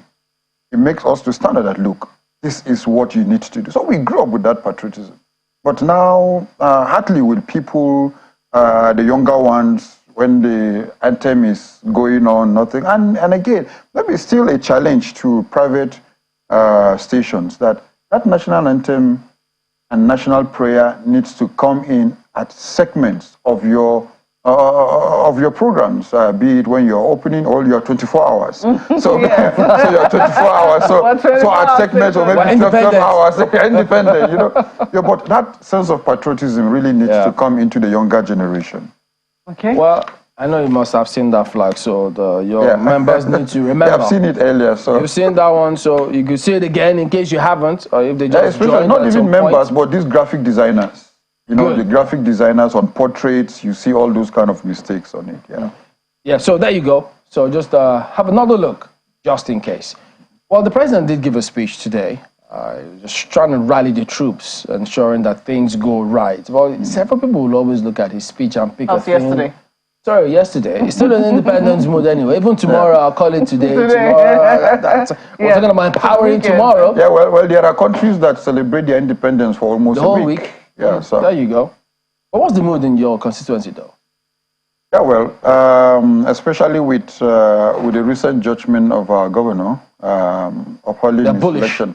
Yeah, so no, his judgment was upheld at the tribunal. So the mood is wonderful, it's great, joyful. The independence was celebrated from Friday with Jumat prayers, yesterday in the church, and today there was parade at the stadium. And so the mood is quite good, and everybody is joyous. That ours is that, like I said earlier, the orientation of the younger ones to know the essence of why and how we got independent. I know that the subsidy removal is the bane. Several things are affected by that. But when they then listen to the president, where he did say CNG buses will be on the way, approved some, 35,000 naira as the wage for workers, alongside several other interventions. How are people taking this, your constituency? Yeah, well, it's a welcome development, like everybody welcome, but then some definitely took it with a pinch of salt in the sense that for how long. The subsidy removal, it has gone forever, as far as Nigerian government, as far as it cared, it understood what it is. But then, for 6 months, so after 6 months, what now happens? So these are questions that, will the GDP, could it have increased to an extent that livelihood, within 6 months, something will happen that, so these are questions that need to further be interrogated, that the president needs to build the confidence of Nigerians in What about those the governor? aspects. What is he going to do? What is well, the governor has 2 billion. The governor has looked at a lot of areas in terms of palliative, and in terms of transportation, because that's the major key. And look, from the removal of subsidy, the hardship that has come into the livelihood of Nigerians, to me, it's kind of man-made, because everybody now just keyed into the removal of subsidy as the major indices to livelihood, in as much as that is one of the major sources where Nigerians, because of transportation, but it couldn't have been that hard if Nigerian government and the business world and community could have looked into it. Yesterday, Boa Cement is saying that he's going to reduce his cement to 3,500. So which means there is something somewhere that, if further interrogated, a lot of things can go down. A lot of business people can do something Exactly, about something can be done somewhere. So there should be more interrogation and more discussion within the business community and government. Government need to bring the business community to the table. What can you do in subsidizing this? I remember during the Obama era in the US, when during the recession period, they gave in bailout to automobile companies so that they won't be able to lay off workers and stuff. So these are areas that government should be able to look at. How can we be able to, are we going to support Innocent with some certain funds, although I'm not campaigning or I'm not advocating for Innocent, to be able to build more mass transit, to reduce cost of transportation. Are we going to look at what's wrong if you're advocating for Innocent? Well, it's made in Nigeria. Yeah, but for the part of made in Nigeria, not to market. Oh, yeah, sure. But that is the essence that we should all look at. What are those areas that we'll be able to engage the business community? And there's certainly a lot to talk about. I mean, you currently head the House Committee on Science and Technology, and we know that that's one very key area where a lot of young people, because what we're looking at now is empowering, young people, and also giving them hope for a new vision. So maybe you'll also be able to shed a little more light on maybe some of the expectations that you have of the ministry and some of the conversations that you hope to be having. I can tell you. In that area, but we need to go to Lagos now. From what I understand, this conversation is not going to be in Abuja alone. So over now to my colleague, Gladi and Ayo. Yeah, in Lagos, thank you so much for throwing it back to us and definitely taking the conversation, forward, empowering tomorrow. We definitely need to empower the youth, and we have right here with us Mr. Arthur Osiagu, MD, CSS Technologies. Thank you so much for joining us. Happy Independence Day. Same to you. Thank you for having me. Yeah, so I take it your background is technology, and definitely the tech ecosystem in Nigeria is growing at a really fast pace, right now. But I'm beginning to notice a trend. Some of these fintech, platforms are beginning to have issues. You hear stories about, customers having their funds trapped or, illegal deductions from their accounts. Paint a picture. What's really going on? Well, thank you so much. Let me just make a little correction. My company is actually CCS Technology. CCS Limited. CCS, apologies. Now, we talked about Jackpot syndrome some few minutes ago. You discover that we're actually yet to understand the massive impact it's having in this country.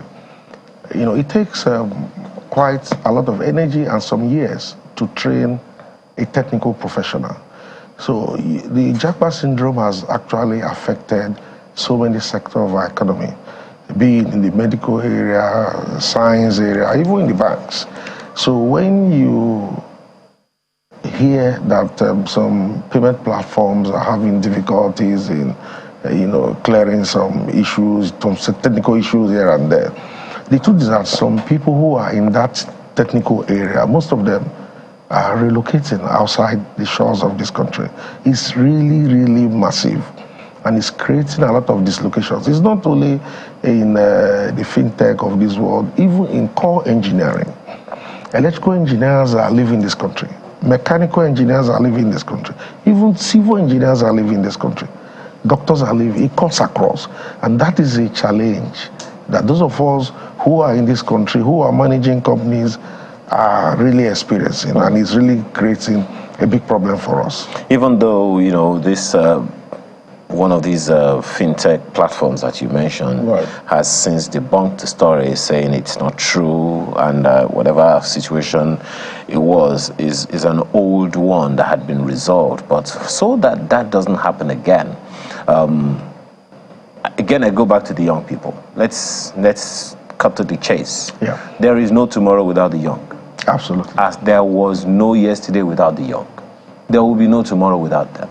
And it would seem like most of the time when these policies are couched, when they are created, when they are documented, first of all, as you said, you come from the background of experience, you come from the background of knowledge, which arguably a good number of the people who are in the fintech space now may not be aware of. National policies around fintech, they may not be aware of it. For instance, there is a law that empowers young people to start a business, the startup law in Nigeria today. I'm not sure if we have up to 50% of people in the fintech space who are aware of the full value and opportunities within that law.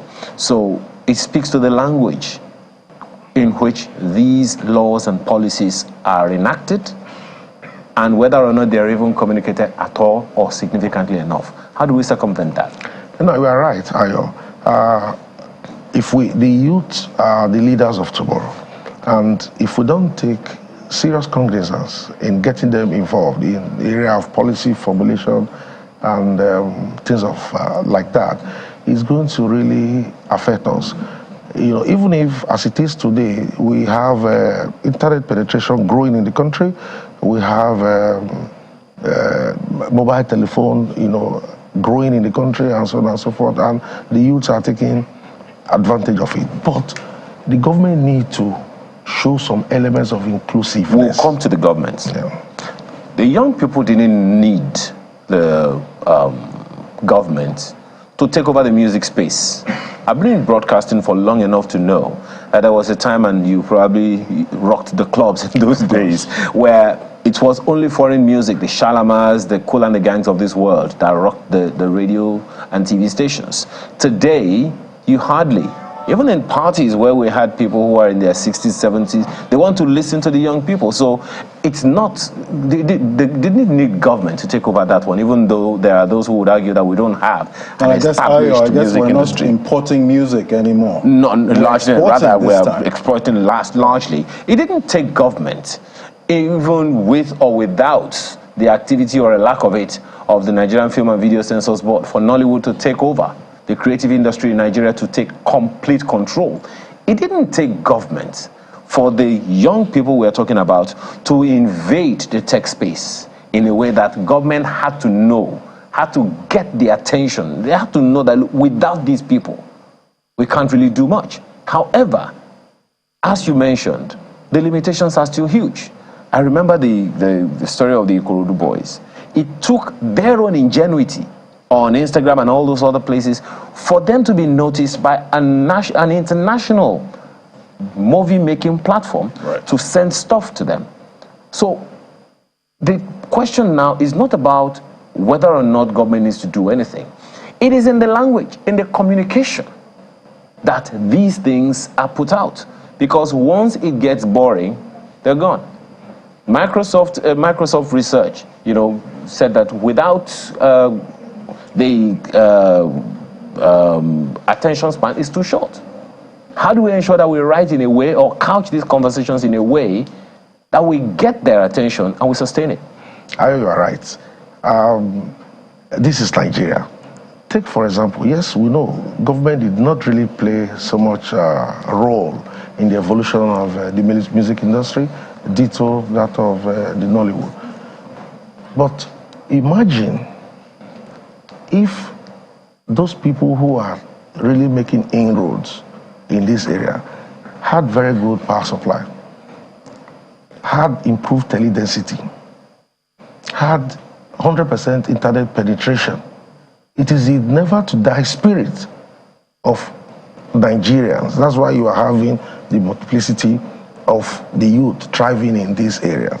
But imagine if the youths are given a more enabling environment, they will quadruple whatever positive impact you are seeing as of now. That is why in anywhere in the world, government still remain the biggest spender. We are not saying government should dive into these businesses, but there are things they can do to give leverages to this youth. To just enable and stay out of business. Give the enablement, give the environment, make it more easier for these youth. How does that happen? You know, in a situation whereby the youth finds it difficult to actualize their dream because of dislocations in the country. Number one, I talked about power supply. Number two, accommodation is a major problem in this country. Sometimes we only scratch it at the surface.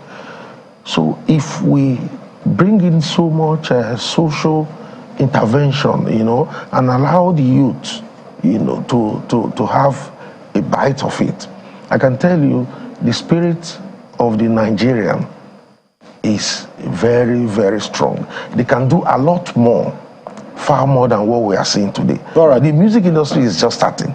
I can tell you in the next 10 years, there are tens of billions of people who are endowed, who are really ready to take the music scene into a different world. But if we can give them what it takes to make, you know, it, much more easier for them, we can actually get to the promised land far more than where we are today.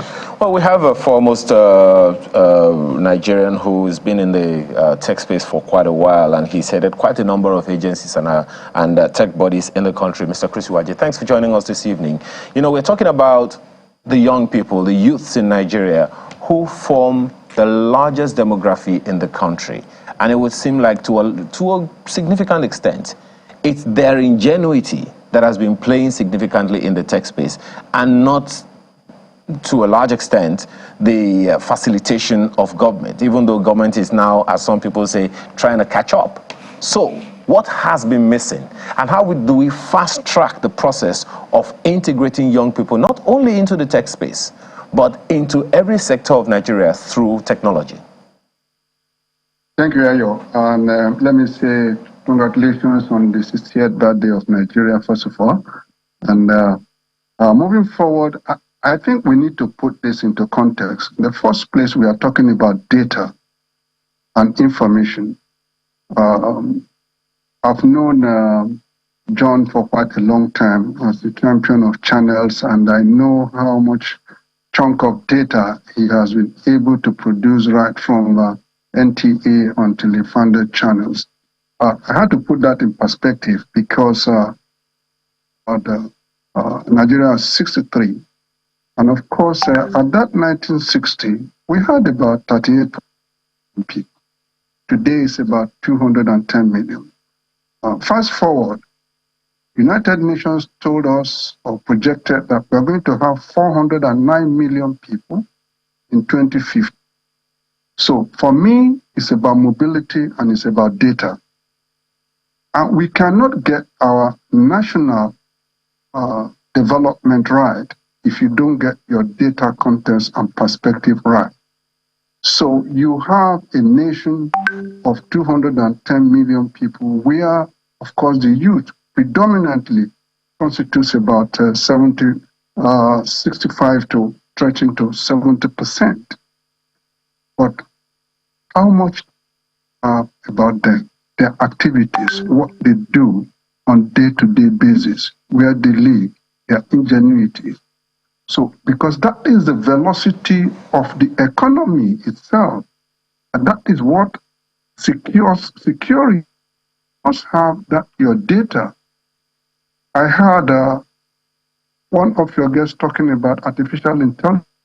We are talking about artificial intelligence and consumers, but it's the kids who are going to be the innovators. And of course, AI does not exist without EI. Emotional intelligence is what artificial intelligence through the algorithm. So we must get all this perspective right. We have moved from an era carrying and paperwork and all also into the digital Olympiad, as I've called it. We are really playing with fire if we don't harness our data and create our data and of course mobilize the youths to be able to ensure that we have that data speedified thought process that we can use to compete with the rest of the world. And I think that is where the youths come in. What are they asking for? When I was the president of ISPON, we had an engagement with the youths and established about 10 development clubs in the universities. We invited them to Tinapa, and Tinapa could house at that time a minimum of about people. But we were able to get just about 850 all across the country for a hackathon, a knowledge hackathon. So what we are saying is that the youths are not asking for too much. What they're asking for is space. And that space engage data, innovation, and creativity. That's all what they're asking for. Indeed, why are our national stadium empty? If we can't play football anymore, bring the youth to occupy that place with a laptop and mobile phone, and you will see creativity jumping up. That is what the youths are asking for. Yes, they need electricity. Renewable energy is there. The sun is burning away at a ferocious space. We need bandwidth to be able to accelerate it. Yes, the NCC is providing bandwidth. A lot of governors are giving right of way for bandwidth. But guess what? Our data is not in our control. We need a supercomputer, a quantum computer that can harness those data. The time has come where implementability in government is not reflected by the name of the person. We can put them. So we have that you mentioned, my sincere apologies for butting in. It's very interesting that you mentioned, the fact that we need, data so that we don't export some of the things that we should have domiciled here within Nigeria. And again, it's a conversation starter if we're to empower tomorrow. Well, we mentioned the other time we had quite a number of people. Honorable Abike Dabiri is also joining us right now. He's Chairman and Chief Executive Officer, Nigerians in Diaspora Commission. She joins us from Paris in France. Thanks for joining us at this moment. I don't know what time of day it is where you are right now. Well, oh dear, we do not have this conversation, but I understand that we lost that connection. Let me quickly ask you, Honorable Bagos. Zainab here in our studio talked about the need to integrate young people. And talking about technology, there are a number of people who will be wondering whether or not the lawmakers in the country, federal or states, have a good enough understanding of the tech space to make laws that will be relevant both to the present and to the future.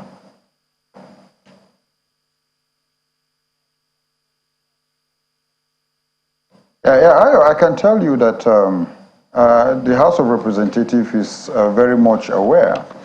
The issue of the technology space for the House to really look into it started much more first during when the current Chief of Staff, Right Honorable Femi Gbajalbiya, he started the e-Parliament, and not just the e-Parliament, looking at all relevant committees that have to do with science and tech, and that needs to start from us. And the 10th House of Representatives, our leader, the Speaker, why some of us are now chairing this committee is to be able to integrate in line with the 8-point agenda of Mr. President, and to look at what are those relevant laws that we need to amend. I can tell you, since we came in the past few months, we have looked at more than 5 laws that will be amended. Those laws that have been there since 1980, laws that we need to bring into amend to see that look. Honorable, just 1 second. Sincere apologies. Pardon me for butting in. We've since, if you can hear me, Honorable, my sincere apologies. We've since found that, being joined again by Honorable Abike Dabiri, who joins us from Paris in France. Thanks for joining us again, Honorable Dabiri. Now, you understand the concern that a number of people are having, particularly concerning the Japa syndrome. And you have spoken to that quite a number of times. But what would you want to tell us in these moments and at this time when it seems that the momentum for Nigerians leaving the country is high? Well, I'm in France now with a meeting with amazing Nigerians here. And guess what they're talking about? Investment in their own country, Nigeria. You see, Japa syndrome, you can't talk because of migration, from migrating, legal or illegal. But the question is, where are you migrating to? Are you migrating to a better place? Are you migrating to bigger things? We'll be in Italy tomorrow talking about those who are being, killed at sea and all that in the process of migration. So there's nothing wrong with migration, but migrate to a better place. Migrate to become a better person, not migrate to get into trouble. So a lot of people we deal with are looking for jobs, but they don't get the jobs when they go abroad. But here's the key thing. Government needs to play its own role of a conducive environment.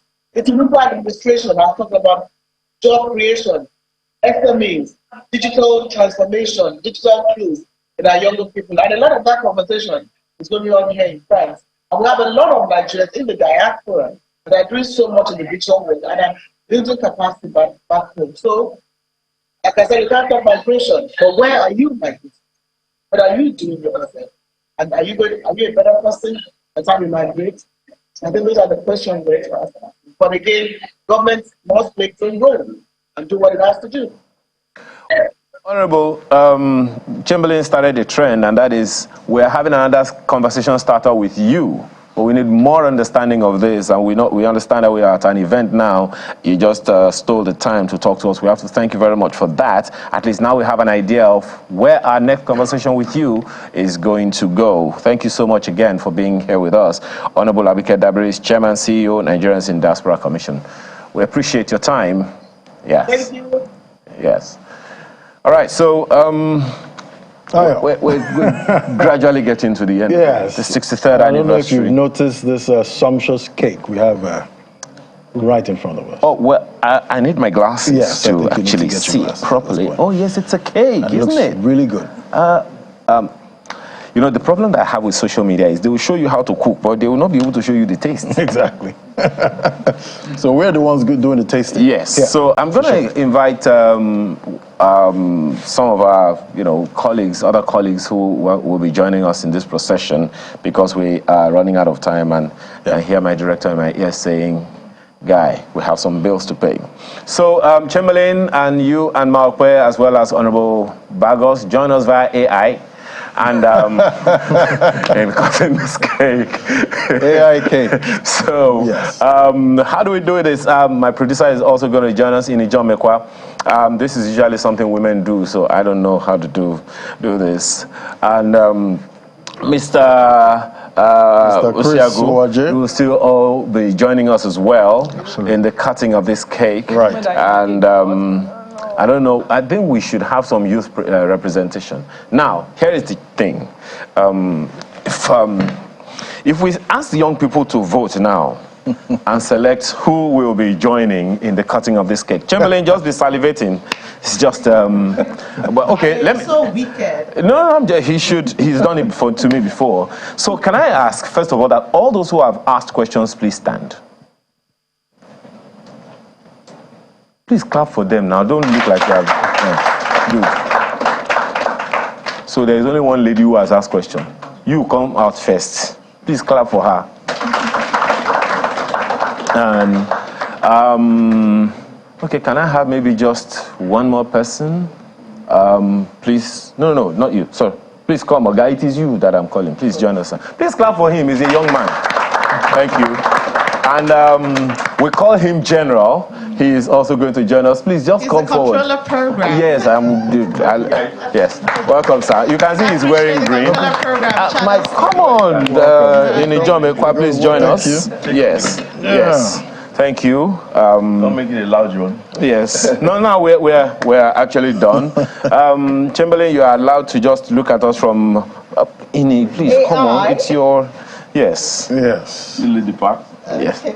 Yes. All right, so I guess we'll have to hold the knife. You do? I didn't know that. That's how to cut the cake. Well, you have to show us the way. Okay, all right, so that's the knife. And I need help. Okay. Help is here. Yeah. So would like for you to help us. We'll spell Nigeria. And when we finish spelling, then we'll shout out Nigeria. And once we do that, we'll cut the cake. And after that, we will sing Happy Independence Anniversary Nigeria. Can we test it? Happy Independence Anniversary Nigeria. So we'll do that after we've cut the cake. So now let's go here. All right. So let's spell Nigeria. N-I-G-E-R-I-A.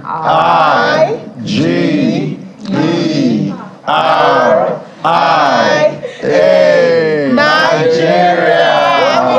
Happy Independence Nigeria. Let's say it again. Happy Independence Nigeria. Sorry, Mark and Chamberlain and Honorable right there. You just have to watch. We'll send their cake. We'll send your cake. By ChatGPT. ChatGPT cake. All right. So, and that's the special coverage of Empowering Fantastic. Tomorrow. Thank you so much. Everyone, for watching and for being in the studio with us. We truly appreciate your time. And I'm Ayo Makinde, and that's been Laddie Williams. Ene John Meko has been the producer and the controller of programs. And Russell Cole has joined us. Guys in Abuja, Makwe, Chamberlain, and Honorable Dachong Bagos. Thank you so much, everyone. Have a wonderful rest of your year until the next October 1 anniversary.